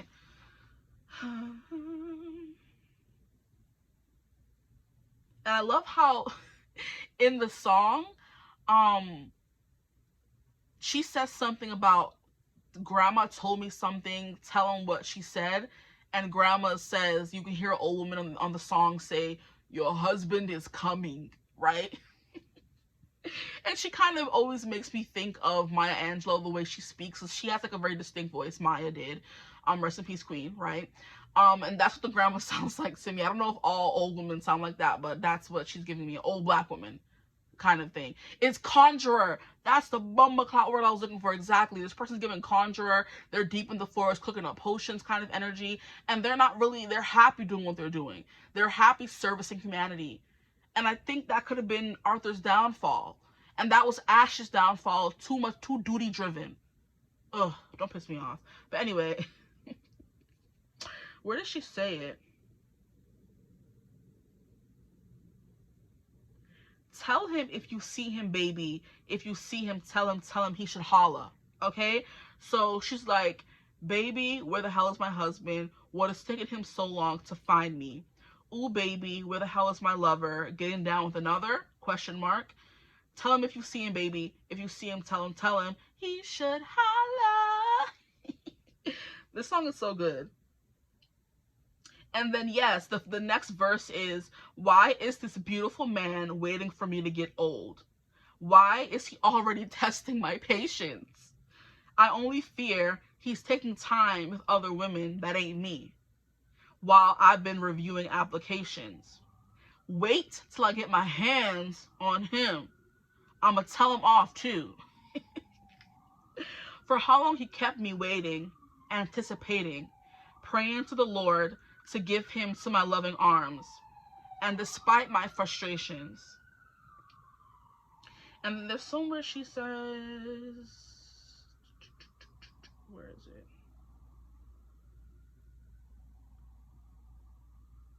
Yeah, tell him that my grandma said, it, your husband is coming. I'm so sorry. I can't take nothing seriously right now because I just love the way the woman sounds on the song. But she's like indignation. She's upset. She's like, where's my husband? Is he out there with somebody else? Is he playing house with somebody else? While I'm sitting here praying to God, asking where my man is at. Like, he better stop playing with me. When he does come in, he getting cussed the F out because he's been playing in my face for too long. That kind of energy. Okay? And then she says something about wanting a diamond ring on her finger. I would like a ring. I would like a ring. She speaks really fast in this song as well. So that's why I'm kind of, you know, give me a second. She says, I would like a diamond ring on my wedding finger. I would like a big and shiny diamond that I could wave around and talk about it. And when the day is here, forgive me, God, that I could ever doubt it, you know? But still, after that, she says, this man is testing me. So, yeah, I believe it, child. That's what they do. Or this person, I should say. And we have Ace of Potions. Interesting. This person could be... I'm hearing giving love to everybody. This person could still be young. We have the Queen of Potions, Queen of Cups coming through. Yes, that's literally giving love to everybody. But I'm like I'm a doctor and I'm working so hard. I'm trying to give prescriptions and I'm trying to see all the patients I can see. I don't have time for love right now, right? This is so ghetto. It's giving me, I've been watching a new show on Netflix as well. It's called Poldark. And it's like a period piece. I love a period piece. I love stuff about the past, okay? And this is about like the right after the Civil War where America wins. This is when this is taking place. So the 1800s, I think, or whatever. Or 1700s, whatever. I be forgetting, child. Anywho. He comes back from war. And basically trying to get his life together. But later on in like season 1, he brings a doctor to the town where he lives. They live in Cornwall, England, okay? And he brings his doctor friend, Dr. Ennis, that kind of stitched him up on the battlefield because he had like a big scar. He has a big scar running down his face. And the friend stitched it up. So the friend is now a doctor and coming to work in the town he lives in. And he is so like dedicated to his patients. He has no time for himself. He has no time for love. And that's his storyline that he always like grapples with, giving love to a romantic partner, right? Or giving love to all his patients. And then people ask him, why aren't you married? He's like, I'm married to my work, kind of energy. Okay, so it's given the same as group 1 but a different way. This person's already realized their purpose. Group 1 was still finding their purpose. This person is settled, they're grown, they're happy. 10 of Cups, they love what they do, but they're in this hangman energy of, I still have more work to do, I'm not done yet, I gotta keep going, I gotta keep going, and I can't allow myself to find love or happiness. So I'm done finding this cure, done finding this thing, done with this patient. Then another one comes in, like, okay, until I'm done with this patient. And then another patient comes in and they say, okay, until I'm done with this patient. And it's never ending. Okay? That kind of energy is coming through. Very ghetto, if you ask me. They're kind of indifferent to love. I feel like this person as well. That's not their truest calling. No, I'll fight. Okay, I'll fight for y'all real quick. Okay. The 8 of Lightning is definitely someone who's like purposely stuck, and so is the Hangman. So this person, like I said, they don't want to be saved, don't save them. This person don't want to be saved quite yet. They don't want to be in a relationship quite yet. What's wrong with y'all future husbands? I'm ready to start throwing hands. What's so wrong about being in love? Shoot. Anyway. But this is a very caring person right now, but their professional job, whatever their job may be, is taking care of other people. Not so much looking for love. Okay. And at the bottom of the deck, we have the 6 of Lightning, which is 6 of Swords, healing, moving forward. So I think this person, you know, will find their way to you. They're taking their time. They're slow. They're on a boat instead of in a fast car or a plane, you know, or a helicopter or a jet or whatever, a Porsche. They're in a boat and they're sailing and bobbing in the sea by themselves, happy. This person likes being single, I feel like, as well. They like being single. They don't like having to, not even like explain themselves to anybody, but they like not having someone at home waiting for them, having to explain why they're coming home. So they like not having someone nagging them, is the vibe that I'm getting from this person. So they're purposely staying single because they know if they were to be in a relationship, their wife would have every reason to be at them for not being home at a certain time. They don't want that responsibility quite yet. Understandable, but please. But they're following their purpose. They are happy with their work, okay? Ace of Cups is giving they may be open to love, or they're a loving person in general. Really great person, honestly, but there's still something about them that they need maybe to grow a little bit more emotionally, or they just need to be ready when they're ready. I feel like it. Interesting. I'm trying to figure out what else I'm supposed to pull from. Okay, let's pull some cards from this deck here.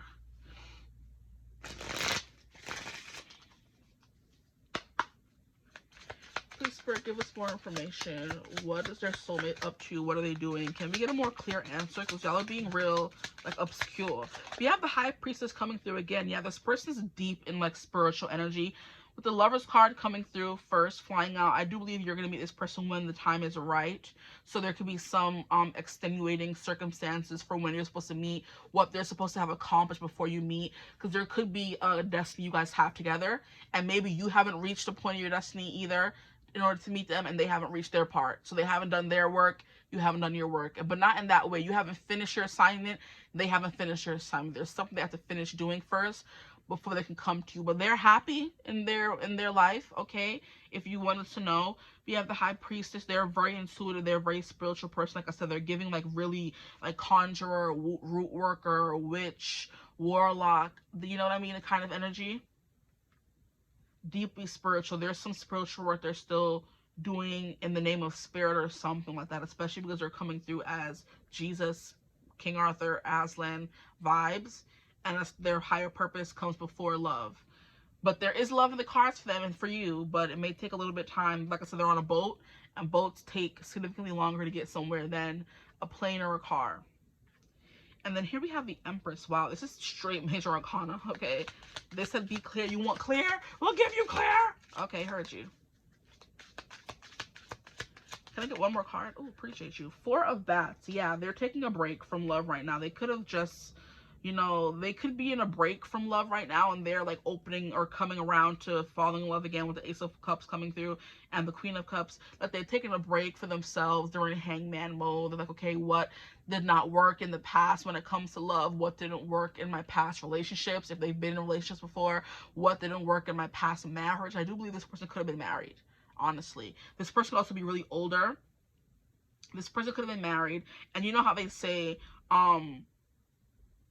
there's something about every 5 years you were married, you should take a year to heal from the marriage. So if you were married for 15 years, you should be single for 3 years. You know what I mean?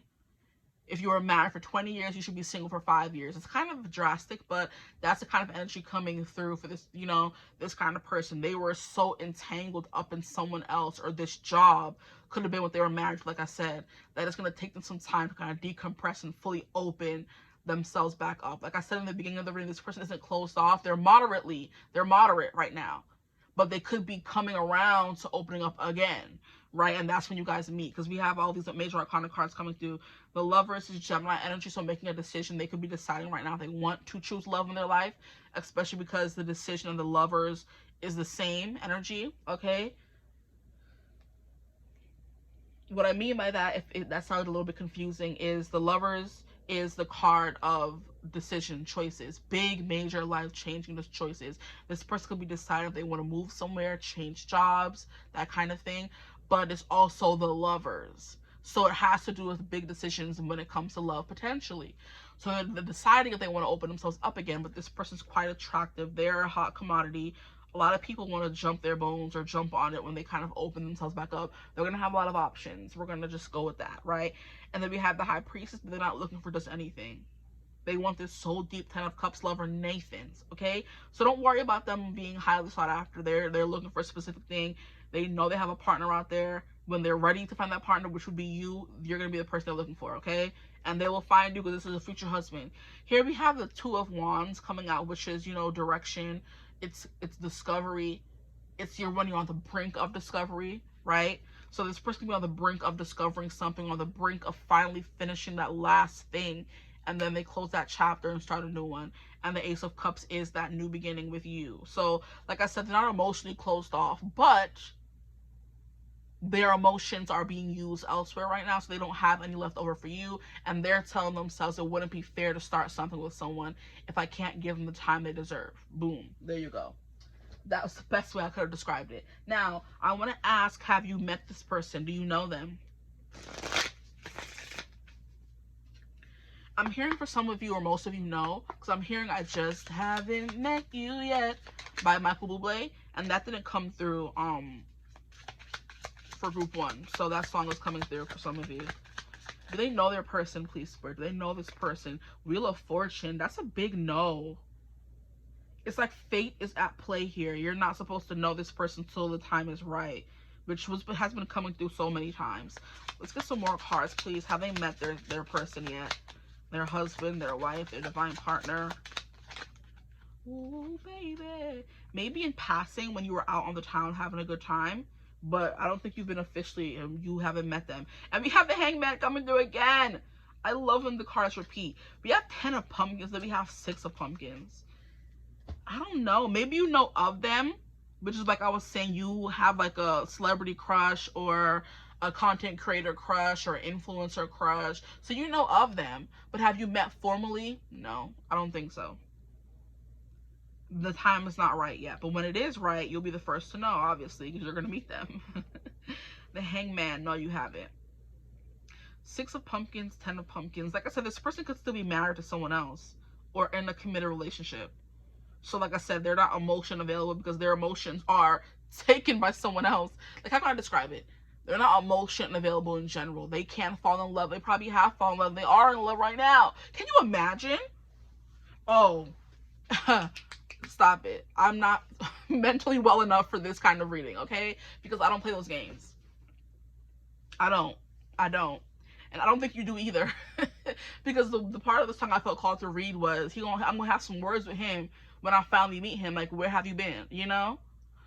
Anyway, yeah. So with the 10 of Cups comes the 10 of Cups. This person could be very well in a relationship right now.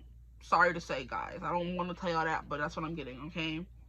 Wheel of Fortune, haven't met them yet, right? Hangman, their emotions are off the table right now. They're not emotionally available because they're in a relationship with somebody. Can you imagine? Oh my gosh. I'm fighting somebody. Six of Pumpkins, they're giving their love to another, like she said in the song. Oh yeah, it's time for me to wrap it up because I'm gonna start swinging for y'all and I don't like that. I'm not supposed to be violent anymore. Let me stop, not anymore. I've never been violent in my life, but I get passionate for you guys, okay? I fight for other people and not for myself most of the time.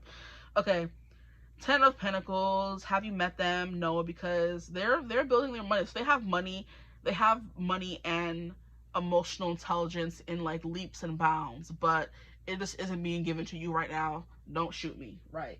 Let's get these last few cards out for what they have to say to you. Okay,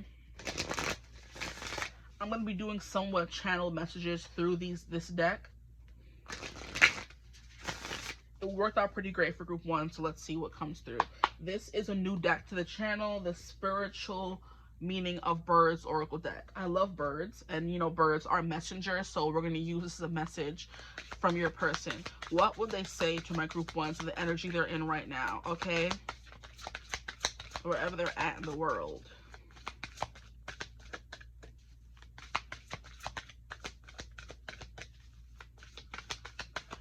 Ooh, it's hot in here. I'm burning up. It is not that cold outside, but it's heat to be heating the way it is right now. Don't piss me off. It's not winter yet. We have the Jungle, Perseverance, Adaptability, Calmness. This is the exact same card that came out in the exact same first position that it did in group 1, okay? So we can have some people watching from group 1. Perseverance, Adaptability, and Calmness. This person saying stay calm because y'all was getting violent in this reading through me, okay? And they're like, okay, how can I describe it? I'm easily adaptable. I can go from being this to being that. I can be whatever you need me to be. Don't worry about me being in a connection right now. When it comes time for me to be with you, I'm going to be all yours, okay? So just be calm. Stop being violent to people, okay? Stop getting upset, right? Keep going. I'm coming. It's fine. That's what I'm getting from that card, okay? So for my group 2s, please, Spirit. I have one more group left. No, Father, help me. I am burning up. Like I said, for group 1, this person could live somewhere where it's hot, like, all the time.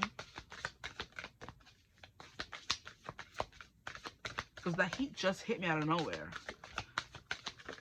This person could have hot flashes. Are they going through menopause? Isn't that only something women go through? Do men go through menopause? That's a really good question. I'm not an expert on men's health because I ain't a man. Okay, what else came through? We have the Swan, Transformation, Dreams, and Illusion. I do believe you're dreaming of this person. They're dreaming of you. Which is why I said you could have met this person, but just in passing. You don't really know that they're going to be your soulmate. Or your future husband. And swans also mate for life, and swans are usually what the cards or people use for cards that represent soulmate, forever kind of love, right? So this person may know that they're married right now, but they're not married to their soulmate, right? Maybe they could have gotten married because of a proposition, or they needed, you know what it's kind of giving me, right? How people use marriage as a business transaction. So this person may have needed that person's money or something, or you know, you just meet someone at a specific time in your life, y'all vibe, y'all get married, that kind of thing, but it kind of fizzles out because it's not meant to be. I think this person's getting to that road of, okay, maybe I'm not as into this person or marriage that I should be, and they could be contemplating like ending it or leaving it, something like that, okay? But they're going through a transformation right now. They are dreaming of you, dreaming of a better life, okay? They could be like just having dreams in general of being married happily, and when they wake up, or being in a happy relationship, and then when they wake up, they're not in a happy relationship, and it's kind of like, oh damn, I want that energy, I want that feeling that I'm feeling in my dreams, but I can only get it if I break up with this person, kind of thing, you know? You get me? Okay, so they want to be with you. They are going through a transformation right now, but it will definitely lead to something good, right? Because the swan is like one swan by itself. Oh, the person could be a little lonely in their relationship, but in their career they're happy. In a relationship, I don't think it's not so much. If they're in one, not everybody's person will be in one. Okay, don't get crazy. Here we have the egret, which is stateliness, beauty, and rarity. Oh, this person's quite beautiful. or they love to see the beauty in life. It's something they want to tell you as well. Keep seeing the beauty in life, because they definitely know how to see the beauty in life. Even if they're not in the best relationship right now, they're not going to like go off the deep end and get mad and get, you know. So they could be telling you that maybe you need to do some work still when it comes to angry and being angry and reacting, you know, too soon. I'm trying to find the word, but it's not coming through. Prematurely, yeah, reacting prematurely without having all the information and facts. You know, this person's like a very calm, level-headed person. Okay, that's what they'll tell you as well. I love stateliness. Look at that. That coming through with the whole king vibe that they were giving off in the beginning. It's like, yeah, I'm gonna protect you and take care of you, and you don't gotta worry about nothing. You won't have to worry about nothing, now or later. Okay. They collect now and later. That's funny. Okay, relax. Stop it. And the last card we have is the Patronage. And a partridge in a pear tree. Christmas could be their favorite holiday. I want to tell you that as well. We have fertility, abundance, and camouflage. Wow. This person could be in your life right now for others of you, and you just don't know. This could be your friend's boy. I don't want to say that. That sounds so grimy. But it was coming through earlier. I'm going to say it. I'm going to be honest. This could be someone close to you, or like a passing friend. Like the connection between you and this person could be as thin as the how can I say it? Your cousin's husband. Does that sound weird? Like the connection is so close. Like you could pass by them. You could have met them before, like, hey, hi. Like your friend could have been like, oh, come to my cousin's party. And then you go and meet this person. It's kind of like, ooh, this person's quite attractive. Oh, you know, they're lucky. The wife, whatever, husband is lucky to have this person. And you kind of like go on about your life and say, oh, you know, you think about them often because they were attractive. They left a mark on you. But you can't have them because they're married or something, or in a relationship. And it's kind of like you have to wait for them to be out of the relationship or realize that it's time for them to go, for you to be with them. I think that's kind of the vibe that I'm getting here. It keeps coming through. I don't like these kinds of messages, but I gotta be honest when I'm feeling them, okay? So, yeah. This person does want kids, though. That's what's coming through as well. Their life is very abundant. This person could have been a soldier, could be a soldier.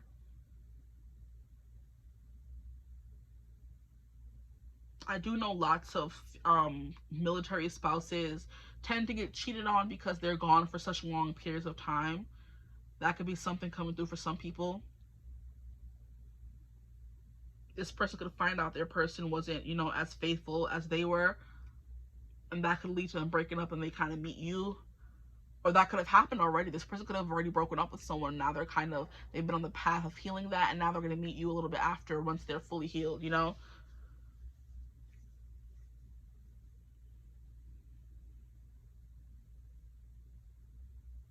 But yeah, this person wants you to know you can trust them. They can't wait to meet you, is what I just heard as well. They can't wait to have kids with you, get married, because that's a big thing for them. 10 of Cups and 10 of Pumpkins coming through is a big vibe of someone who wants to settle down and have kids. But it's like they're not in the right place, the right relationship, the right time, whatever you want to call it, okay? So I'm going to leave your reading right there. I hope it resonated. If it did, feel free to like, comment, and subscribe. Join the tribe. They're missing you, though. Their soul is calling out to you, especially because you have the Lovers coming through. Right here, the Lovers is giving you know you're separated from your divine person and you want them, which is why you're having dreams about them, right? The High Priestess is like having a higher knowledge of knowing this person is your person, or knowing you're not in the relationship you're supposed to be in, but still trying to navigate it and do it in a respectful way, because this person's very big on that, and the King Arthur vibes coming through. They're very big on not hurting people or being very fair or giving it their all until they can't give any more, you know, until they're sucked dry, okay? And then they finally leave knowing that they did everything they could, you know? So yeah, I'm going to leave a reading here. I hope it resonated. Feel free to like, comment, and subscribe. Hype the video if you can, if you have any more hypes left. If you want to book a reading, you could always do so using my email in the description box below. But yeah, I hope you're having a beautiful, wonderful day whenever you're watching this reading. And as always, I will see you gorgeous people in the next one. Mwah. Bye. Hello, my gorgeous group 3s. Welcome to your reading. If you chose thumbnail image 3, the number 3, however you made your way here, welcome. Today's reading is going to be about where the F is your soulmate, where the heck is your husband, that kind of energy. It is inspired by the song Where the Hell is My Husband by Ray, R-A-Y-E.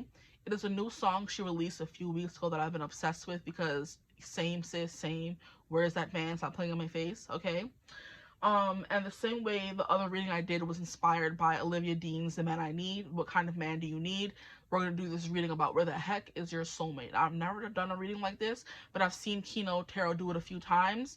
Never felt called to do it until this song has been harassing me. So now we're going to do it. Where the hell is your husband? Okay. Let's get into it. We're going to be getting into where they are, a little bit about who they are, have you met them yet, and what would they say, okay? I do highly recommend you listen to the song. It's a really good song. Why not? Okay, but we're going to start off with a little bit about who this person is.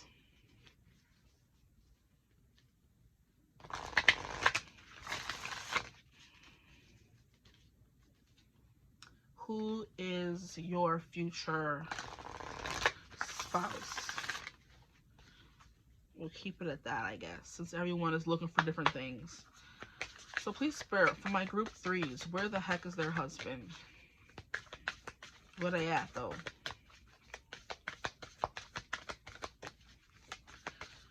Where's their soulmate, their future husband? Or not where, sorry, who? Let me shuffle again. That was a little... This person can be a little scatterbrained. They lose the train of thought quite easily. Who is this person, please? Who is their soulmate, their lover, their husband? Where? No, I keep wanting to say where they at, and that's not what we're talking about. 2, great. Leave it at that. I don't want too many. So we have the vulnerable and the underdog. Interesting. Yeah, this person could have some learning disability like dyslexia, ADHD, neurodivergence, something like that, that kind of makes them the underdog when you're looking at them from like a normal person's point of view, you know what I mean? Or a regular person, whatever y'all want to call them, people. Like, that could be the energy coming through here, because like I said, I was getting spaced, couldn't really focus on the one question, even though it wasn't really that hard, like, to ask who is their future husband, right? My brain was like, who, where are they? And I'm like, no, we're focusing on the who. You know what I mean? So having to force yourself to stay focused kind of energy could be a thing coming through here, and that could have led to them having a learning disability in school, because it is hard to sit down and stay focused and do one thing when your mind is like this and that and this and that, you know? So yeah. Or they can have a hard time reading, but the vulnerable and underdog is definitely something they have to deal with their whole entire life. So here we have Oliver Twist. Not me saying Olivier. That's crazy. This person could be French. Okay, Olivier, period. Or their name could be Oliver. We have a name coming through. And then we have Briar Rose. The vulnerable. Briar Rose. Why does that name sound familiar? Okay, let's get into the book about who this person could be. Oh, my arm hurts. So yeah, society can see them as the underdog, like I said, but they may not really be that. They may not see themselves in that way. They do like learning, though, this person, I just heard. So we have the vulnerable, then we have 22 and 23. Wow. And I shuffled the deck pretty well for these two cards to come out together. I've been using it for a little bit now. So, okay, so the vulnerable, purity, steadfastness, and inner beauty, right? So your person could be the embodiment in ancient stories of the vulnerable. So their notions of rebirth and transformation could be big to them. Their eyes can be open to new ways of living and new ways of thinking, and sometimes they simply need a metaphoric kiss from the universe to awaken us. So they could be a romantic at heart. Briar Rose is what I'm seeing is from the Grimm's fairy tale. So this could be the story of maybe Snow White, that Disney or whatever made it to Snow White, whatever you want to call it. So Briar Rose, Jacob Grimm and Willem Grimm. Briar Rose, cursed to sleep in silence, embodies a delicate balance between fate and awakening. Her slumber, untouched by time, holds the premise of renewal, waiting for the kiss of destiny to restore her to life. Her story reminds us that even in stillness, the seeds of transformation lie beneath the surface, right? So this person may not be seen as like valuable or beautiful or whatever on the outside or in society, but their true power lies on the inside is the kind of vibe that's coming through here. So like, I guess people, they aren't seen as the smartest person around or the most successful, but what makes them truly beautiful and successful is what lies on the inside. Their compassion, you know what I mean? Their love for people and others. I'm getting, if this person is kind of representing a Snow White-esque figure, how she was very pure, very sweet. You know what I mean? She was portrayed as beautiful on the outside, but I think she would have been seen as beautiful even if she wasn't, to the people who truly looked beyond just the physical. You know what I mean? So you may have to look beyond the physical to see the beauty of this person, okay? Or the more you learn about them, the more beautiful they get. Take whatever resonates for you, okay? But yeah, this person definitely like believes they're the character in a movie or something. They romanticize their life. They could wear dresses to the bed. You know, I mean, women do that though. We wear night dresses, but like, I meant real dresses. You know what I mean? They wake up pretending they're like a damsel or something, you know? And then we have the underdog. That's actually a song from the movie F1. I love it. It's by Roddy Ricch. Really good song. Give it a listen. Okay, the underdog, honesty, loyalty, faith. So this person, no matter what they go through in life, they never stop fighting, okay? They never stop moving forward. They never stop believing. They never stop hoping, that kind of thing. So, great things await. That is the belief of the underdog. Darkness cannot last, and efforts are not fruitless. The underdog can give us an energy to continue in the face of adversity, and remember to do it with a smile and a kind word. So yeah, absolutely. I love how kindness is coming through in the underdog, and it was also kind of coming through in the Snow White reference that I was making before, how she was so sweet, so nice, so kind. And when they said and called her the fairest in the land, they didn't mean just beauty, they didn't mean looks, they meant who she was on the inside. You don't judge people, you treat everyone with kindness, fairness, appreciation, that kind of thing, and this person's very much appreciated for that. Okay, so Oliver Twist by Charles Dickens. Oliver, born into hardship, moves through a world that seems determined to crush his spirit. Yet, he remains resilient in the face of adversity. His innocence coming through again, and kindness, even in the darkest of circumstances, act as a beacon of hope. Oliver's journey speaks to the power of goodness to triumph over this despair, no matter the odds. So these two kind of give the same vibe, because like they said in this other card over here,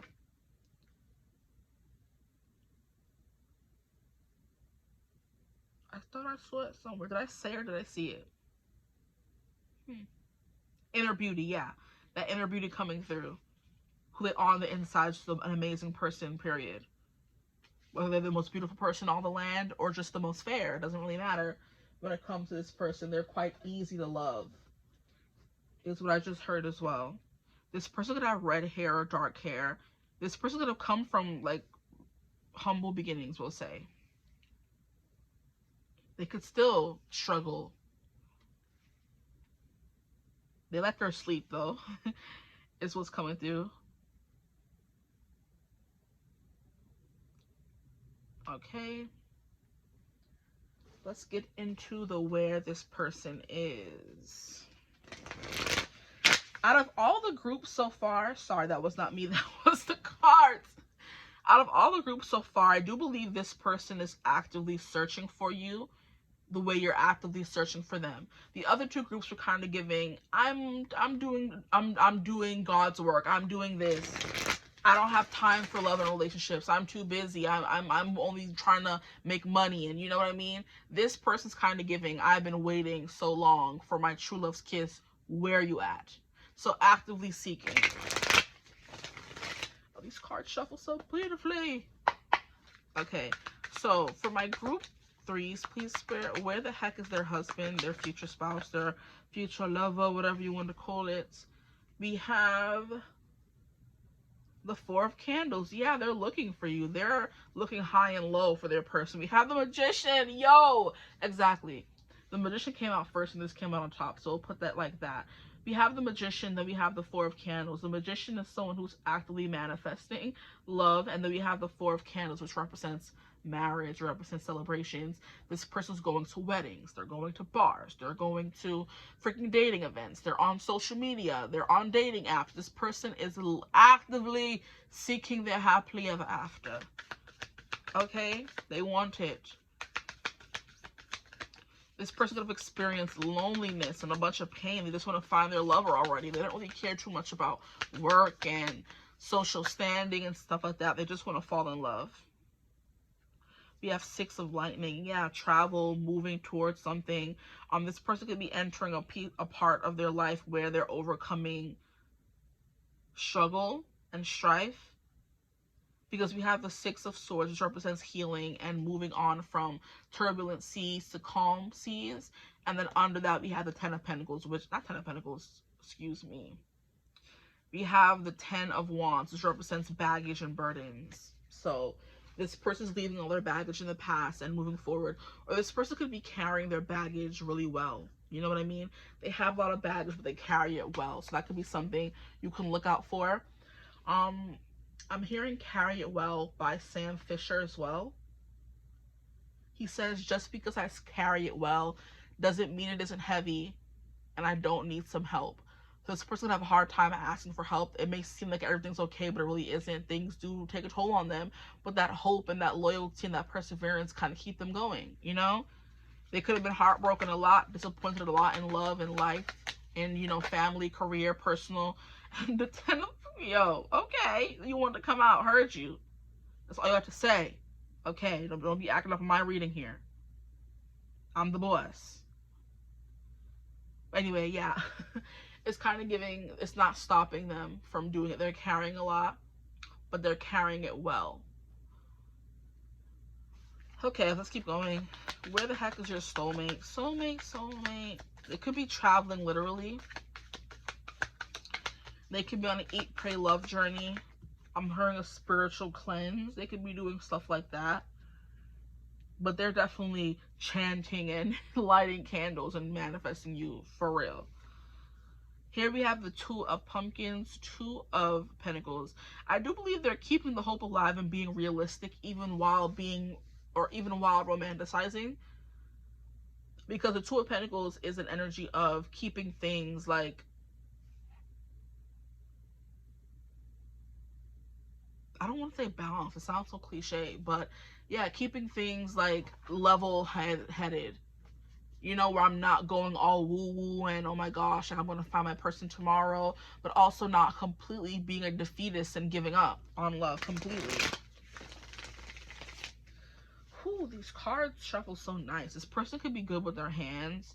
I do believe this person out of any of the groups would be the person getting readings on their lover, okay? That's a big vibe coming through. So they're getting tarot readings about you and hear who you are. And they could be watching this reading right now. Watching another group, hearing about you and where you at. Okay? Okay. We have Queen of Pumpkins. Nine of Cups. And then we have the Star. Interesting. Put that over there. Where they are? Where are they? Hoping on a star, wishing for you, wanting you, pining after you, loving you from afar. Let me stop. That could be a thing. Pining. Yearning. This is a yearner.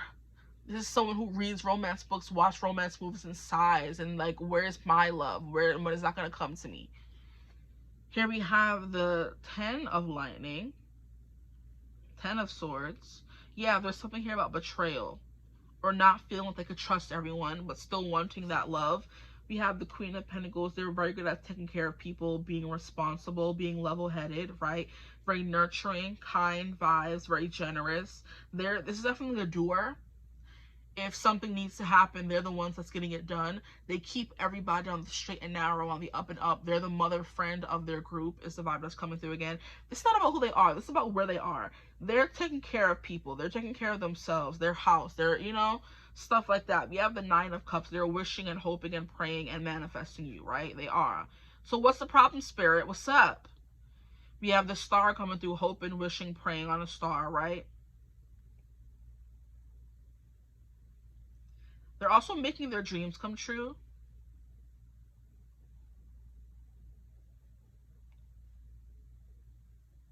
definitely lighting the candles, slathering themselves in the oils that are just meant to attract love to you, wearing all the crystals. Like, this person's definitely like giving spiritual, but not even just that, like not even desperate either, but determined to find love, and they're doing whatever they have to do to kind of heighten that chance of finding their person, whether it's lighting a candle, scripting, manifesting, whatever you want to call it. They're like, this is going to happen for me. I don't care what I have to do.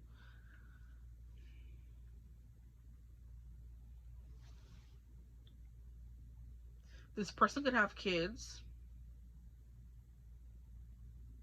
I'm definitely getting that vibe. This person could be a little bit manic as well. Because I keep looking at Winifred here, and she wasn't not the sharpest tool in the shed. She was quite sharp, but she was willing to do anything to get what she wanted, and even if it meant unaliving people, she was very like one-track minded. There we go. I don't want to say selfish, even though she was very one-track minded in her pursuits. So this person is very one-track minded in getting and making all their dreams come true, and proving themselves is the kind of vibe that I'm getting as well. Into finding some kind of purchase in a new life that's better, more wealthy, happier.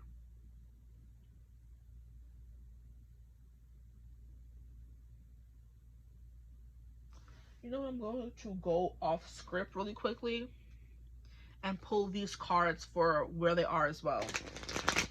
I was saving these, a new deck to the channel, the Spiritual Meaning of Birds Oracle deck. Say hi, okay?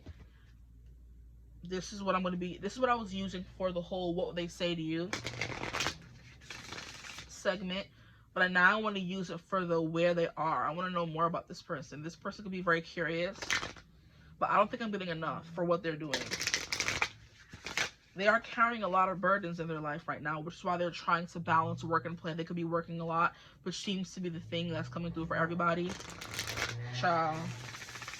In order to survive in this world these days, we have to work ourselves to the bone. They could be weary. They could be very tired. They could be insomniatic. Is that how you would pronounce it? And insomniac, I think it could be they could have problems sleeping at night because they're carrying so much weight. This is the kind of person who's like working to support a family, right? Whether it's kids or whether it's like their actual family is giving like a little bit of like immigrant. That could be what the Six of Swords means. They could have just freshly come to the country, whether it's from wherever they come from. Immigrants come from everywhere. They just came to America to make a name for themselves. Okay. I'm done. I'm hearing Gambit. I'm trying to make a name for myself. Interesting. Okay. This person could play superhero in their life. They want to be Captain Save-A-Ho, which would make a lot of sense.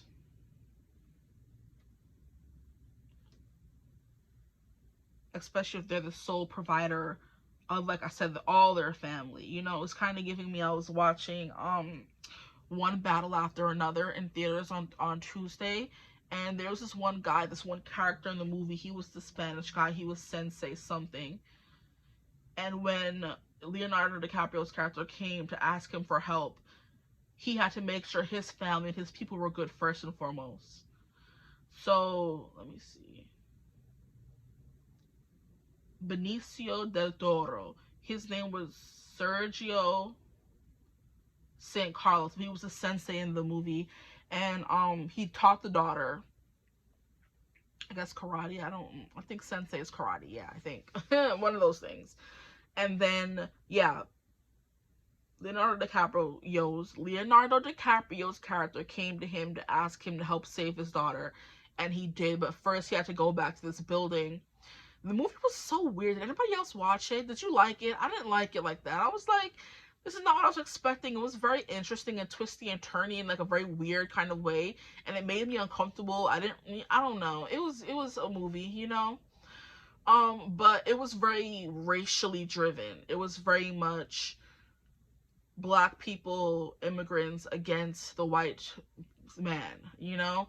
And I'm kind of like, yeah, that's the climate we're in, but to make it in a movie and to use it, like, it was gross, in my opinion. Like, just a lot of weird stuff going on in the movie. So I'm gonna spoil it for you. I don't care. Okay, so we start off the movie with Teyana Taylor's character like blowing up some ICE agency on the border of Mexico and freeing all the immigrants from the prison, okay? And then Sean Penn's character is some colonel in the place, and she makes him get erect, right? And then ties him up or whatever, and then they end up, then Leonardo DiCaprio's character is like the bomb person. He's blowing up stuff and causing distractions. I'm like, I understand that part of it. Freeing the immigrants, cool. Very racially driven, not racially driven, but politically driven, right? Then we have the side story of Leonardo and Teyana, which is a weird coupling. They're together, but Teyana is sneaking off and seeing the colonel, Sean Penn, on the side. And then a little bit into the movie, he is trying to, you know, be accepted into this white supremacist group called the Christmas Party whatever mofos, who believe that they are superior, and they're telling him, oh, is there anything that we should know about you before we induct you here? We don't do this for everyone kind of energy. And he thinks there's a chance that Teyana Taylor's and Leonardo DiCaprio's baby could be his. So he goes on this big, huge freaking mission to take her, to kill her, so they don't find out he has a mixed mutt. I'm like, what the hell? This is so ridiculous. Like, huh?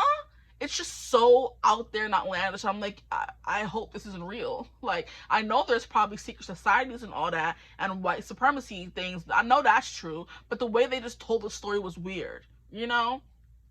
But anyway, that's, Benicio's character, right?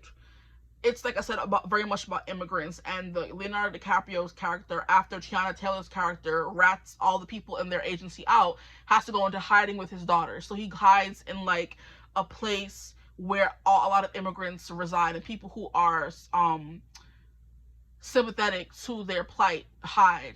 And then the guy has to come find them there and whatever. But a bunch of people, the immigrants, are hiding in this one town, and Benicio's at the head of all the immigrants in that one town. The ones who work, the families, the ones who are trying to seek asylum, all that kind of stuff. And that's what I'm kind of getting here. He was responsible solely for all these people that under his wing. And it was families, it was cousins, it was everybody, right? That's what I'm basically saying this person does. They are responsible for a lot in their work, in their life. I'm getting mostly life, but that's coming through. They could have kids they need to support, that kind of thing. But let's see. Or just they're running a business and they just have a lot on their plate.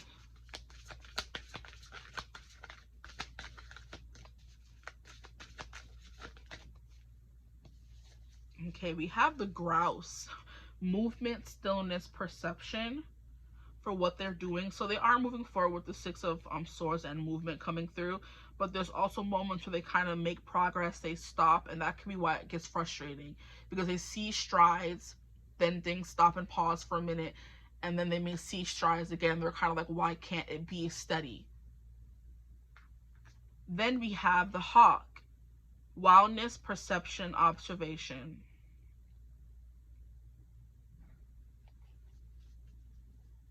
Yeah, they're planning something. Your future spouse. Where are they? They're planning something. Because we have perception coming through twice. So it's like they're watching and waiting. It's kind of the vibe coming through. They could have a partner or something like that. Not like a romantic partner. Could be. You never know. But it's definitely giving they're like planning something. Or they're trying to see things from like a higher perspective, you know, where it's kind of like, look at things for the bigger picture. Don't think about it. Small picture thinking isn't their way. Big picture thinking is their thing. So they're kind of wanting to take over the world. Is the vibe coming through. They're sick of being the underdog.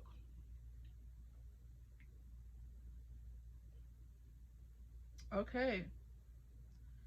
So where are they at? They're trying to succeed. For whatever reason, this Queen of Pumpkins is giving me, she came out in another reading, one or two. But here she's giving me Galinda. Very clearly, very plainly, this Ariana Grande's version of her in Wicked, right? And how she did everything to be perceived in a certain kind of way. You know, she already came from affluent beginnings. You know, she came from a place where they already had money. She was quite spoiled. This person could want to get to that. They want to be rich. You know, they want to be respected or something like that. That's the vibe that's come through. So they're very focused on that right now. They could also take a lot on about how people view them. They care about stuff like that. The perception, how they're viewed, is very big to them. So they're trying to change that perception to something positive, right? Because Glinda was all for how she looked and visuals, and she went even to the lengths of giving, what is it called, alphabet makeover or whatever, to make her more likable and popular. This person could be quite likable and popular in whatever they're doing, and they're using their, how people perceive them to get ahead, you know? At the bottom of the deck, we have the waxwing, sharing, health, gluttony. Yeah. So this person is like doing all these things to help, but they also are doing it because they want to know they can. They may want like a bunch of money and a bunch of fame and stuff like that. This person could also be working out. 10 of Wands could also mean that as well. Taking care of their physical vessel. Okay, so we went over who. We went over what they're doing, where they at. Now let's get into, have you met them yet?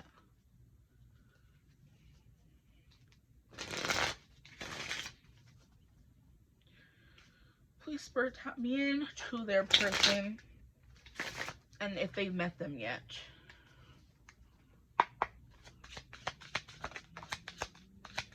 I'm hearing Hamilton. You accumulate debt, you accumulate power.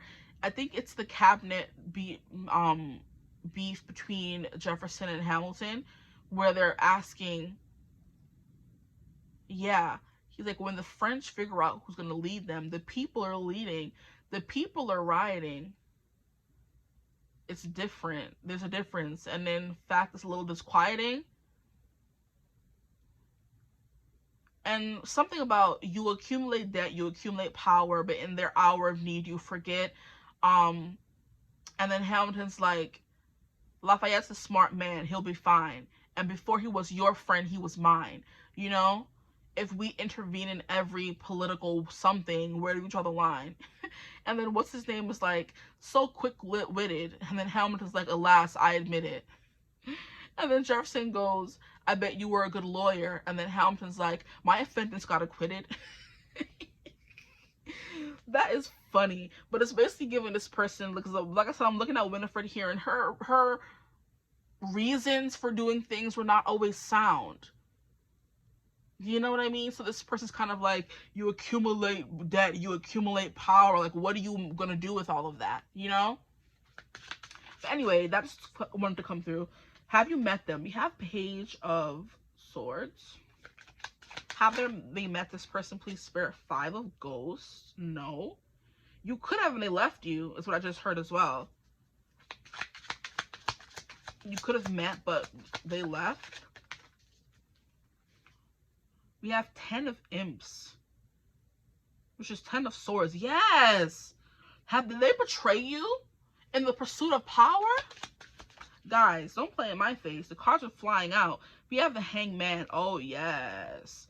The Hangman with these cards coming out already is giving me you have met them, but they kind of chose work over you, chose power over you, something like that. Very interesting. Have they met their future spouse? Their husband, please, Spirit, my group 3s. 6 of Ghosts. They left. You have met them. There's history with this person, whoever they may be. You may have history with tens of people in your life, but one of those people is coming through as where the heck is your husband. So you have met your person already. There could have been some betrayal here because we have the 10. What the hell? I thought somebody was talking. That's a motorcycle? That's wild. Come on now, relax. We have the 10 of Swords coming out twice. 10 of Lightning, 10 of Imps. Yeah, so their pursuit of power could have made them betray you or something. Hope that resonates for somebody. Yeah, you met them. And now there's kind of like a stasis pause to this connection. I guess until they grow up, get it together. there is a sense of a little bit of immaturity on them. Maybe they were burdening too much about certain things in their life, and you kind of gave them a break and said, hey, we can always come back to this. Like, go handle your business, you know? But 6 of Cups did it for me. 5 of Cups is giving sadness because someone left you. You can't get over it. You know, you're still stuck on them. Page of Swords is some kind of message interaction. So yeah, you have met them, but it was a past meeting, whether this person left you or not, or you just met them once in the past somehow. And it never blossomed into anything. Could be a thing as well. At the bottom of the deck, we have the Ace of Cups in reverse. So maybe something that could have been but wasn't. You know, that kind of thing. A beginning that never happened. Okay, that's something. Now let's get these cards and figure out what they want to say to you. I'm using the Spiritual Meaning of Birds Oracle deck because birds are messengers, and I'm going to channel messages through the cards that come out. So just give me a second. Put all the cards back in the deck I just heard. So give me a second. Put these here somewhere. And then we're going to see what they have to say to you in this energy they're in right now, okay? I feel like I'm going to have to pull from the tarot cards as well. So let's see. This person could be a friend of yours. Because right now I keep hearing Lafayette's a smart man. He'll be fine. Before he was your friend, he was mine, okay? So, yeah. What will their person say to them, please, Spirit? What will they say in this energy they're currently in that we have been channeling for the past who knows how long? What will their person say to my group 3s? Please, Spirit, what will they say to them? We have the Blackbird, hidden potential, defense, and assertiveness. Yeah. This person feels a little defensive right now, okay? They realize there is hidden potential here, especially if you guys are friends. They recognize the hidden potential, but right now I do believe they're on the defense. They're not open. Like I said, this person is looking for love. So what's their problem? They're saying they can be a bit defensive, is what I just heard. And they are very assertive. So when it comes to getting what they want, it may come off as mean or doing too much. But that's just how they need to, how they have to act, is what I'm hearing to say as well. They may not have much when you meet them, but they are going to. They're going to, you know, make something of themselves. That keeps coming through. They want you to know there's hidden potential in them. Trusting them, believing them. I do believe this person is good at, like, defending the people they care about as well. They want to let you know that as well. They're quite assertive, which, I mean, you kind of have to be to get ahead in this day and age. You have to have some kind of audacity. This person has a lot of audacity. You have the Falcon, power, efficiency, movement. So they're on the move. They're making moves. They're trying to accumulate something in their life. They're trying to accumulate power, like I said earlier already, okay? They're very efficient. Okay, this person's kind of getting like a little bit machiney. You know what I mean? So it's kind of like you may not understand what I'm doing, and it may come off as unfeeling or indifferent, but it really isn't. I just got to get ahead some way. This is the only way I know how to turn off my emotions. So if I hurt you by turning off my emotions, by not acknowledging my emotions for you, it's whatever. Not it's whatever, but you know what I mean? It's because of this I have to be someone different when I'm going after my goals, and I can't be that with you. But then they were also someone who's manifesting something. This could be just the manifesting power. And I thought it was love. Look at that.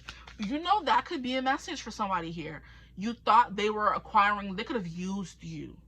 Yes, to get, didn't I say this person is the kind of person who would be in a relationship to get ahead in life, or was that group 2? Huh.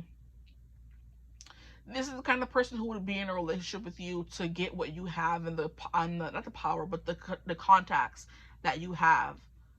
And there may have been real feelings there, but when they kind of turned them off and turned their back on you, it was kind of like, what the heck? And they're kind of like, I just used you for what I needed at the time, but it doesn't mean the feelings weren't real. F you. Get out my face. But that's a little bit of a vibe coming through. We'll see. But they're like, I'm coming back, or I'll be back. You'll be back. Soon you'll see. You'll remember you belong to me. This person's a freaking Hamilton, guys. And as much as we love Hamilton, we can also be truthful and honest and say that man ain't ish. Let me stop.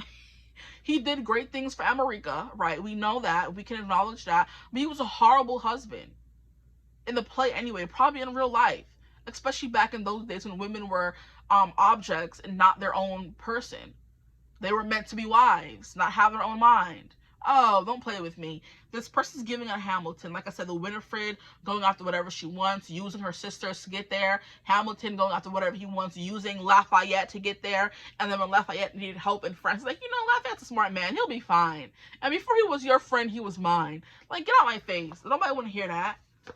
Here we have the Thrush. Voice, commitment, cleverness. Oh yeah, this is giving trickster. It's giving Hermes. And it's funny how Lin-Manuel Miranda played both Hamilton and then he played Hermes in Percy Jackson, the reboot on Disney Plus. So trickster vibes is coming through here, like someone who's like. And then also I remember Hermes in the actual Percy Jackson movies. I mean the movies, I want to say, with, you know, my husband Logan Lerman. Let me stop. He's off fiancé, if not married by now, and it's very sad, but hey, we'll survive. Hermes was a neglectful father, which is why Luke, his son, the demigod, turned evil. Because his dad was not there for him. Albeit the gods were not there for any of their children, but I feel like Luke just turned miserable. Oh my gosh, but Hermes was a neglectful father. He was egomaniac, that kind of energy coming through. So just, you know, be careful. This person still may need to, you know, like I said, they could be soft with, I guess, the people they care about, but they have so much responsibility on their shoulders. They have no choice but to be a little cunning. It's giving Draco Malfoy. It's giving Slytherin vibes. You know what I mean? And then we have Jungle. This card has come out so far for every freaking group. What's the problem, dear? We have perseverance, adaptability, and calmness. Yeah, I believe it's kind of hard to get this person upset. You know what I mean? You know, but this card has been telling me for all three readings, like, stay calm, persevere, keep doing what you need to do to get to me. You know, this person is saying, I'm coming back for you. If you've definitely been with this person before, for others of you, this person's like, I'm on the way. Okay?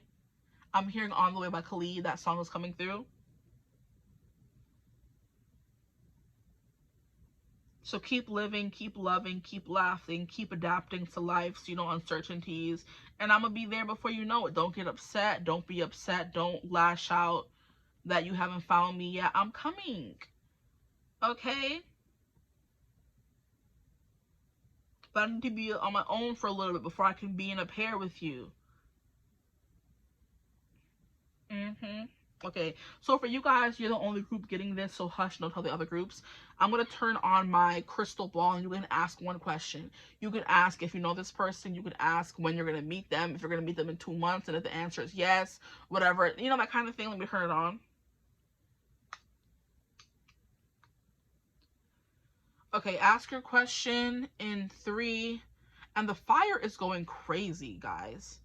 It's because it's getting down to the last little nub. But it's going crazy. I'm sure you can see it. This person could be like not burning alive, but I don't know. They could be burning something, banishing. I know fire goes crazy like that when there's messages coming through, when there's disturbance, when there's manipulation. You know what I mean? So ask a question. 3, 2, 1. Outlook not so good, I think is what she said. Let me look in the book. So I wish the dang music wasn't so blasted loud and we could hear what she's saying clearly. Shucks. Go to the back.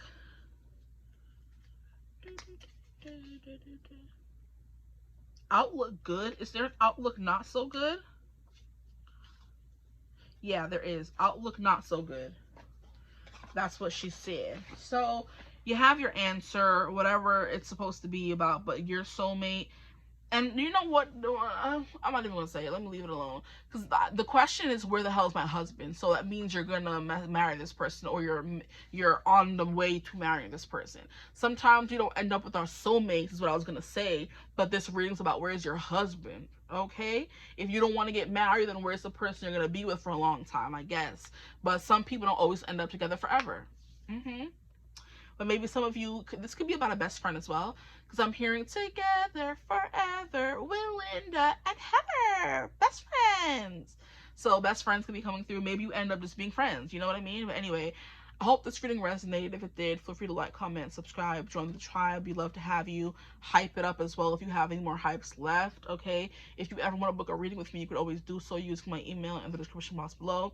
This person could be like a construction worker and work in places that don't smell the best. So I don't know if it's a candle or something, but I'm smelling like sewage. This person could work in conditions like that, you know?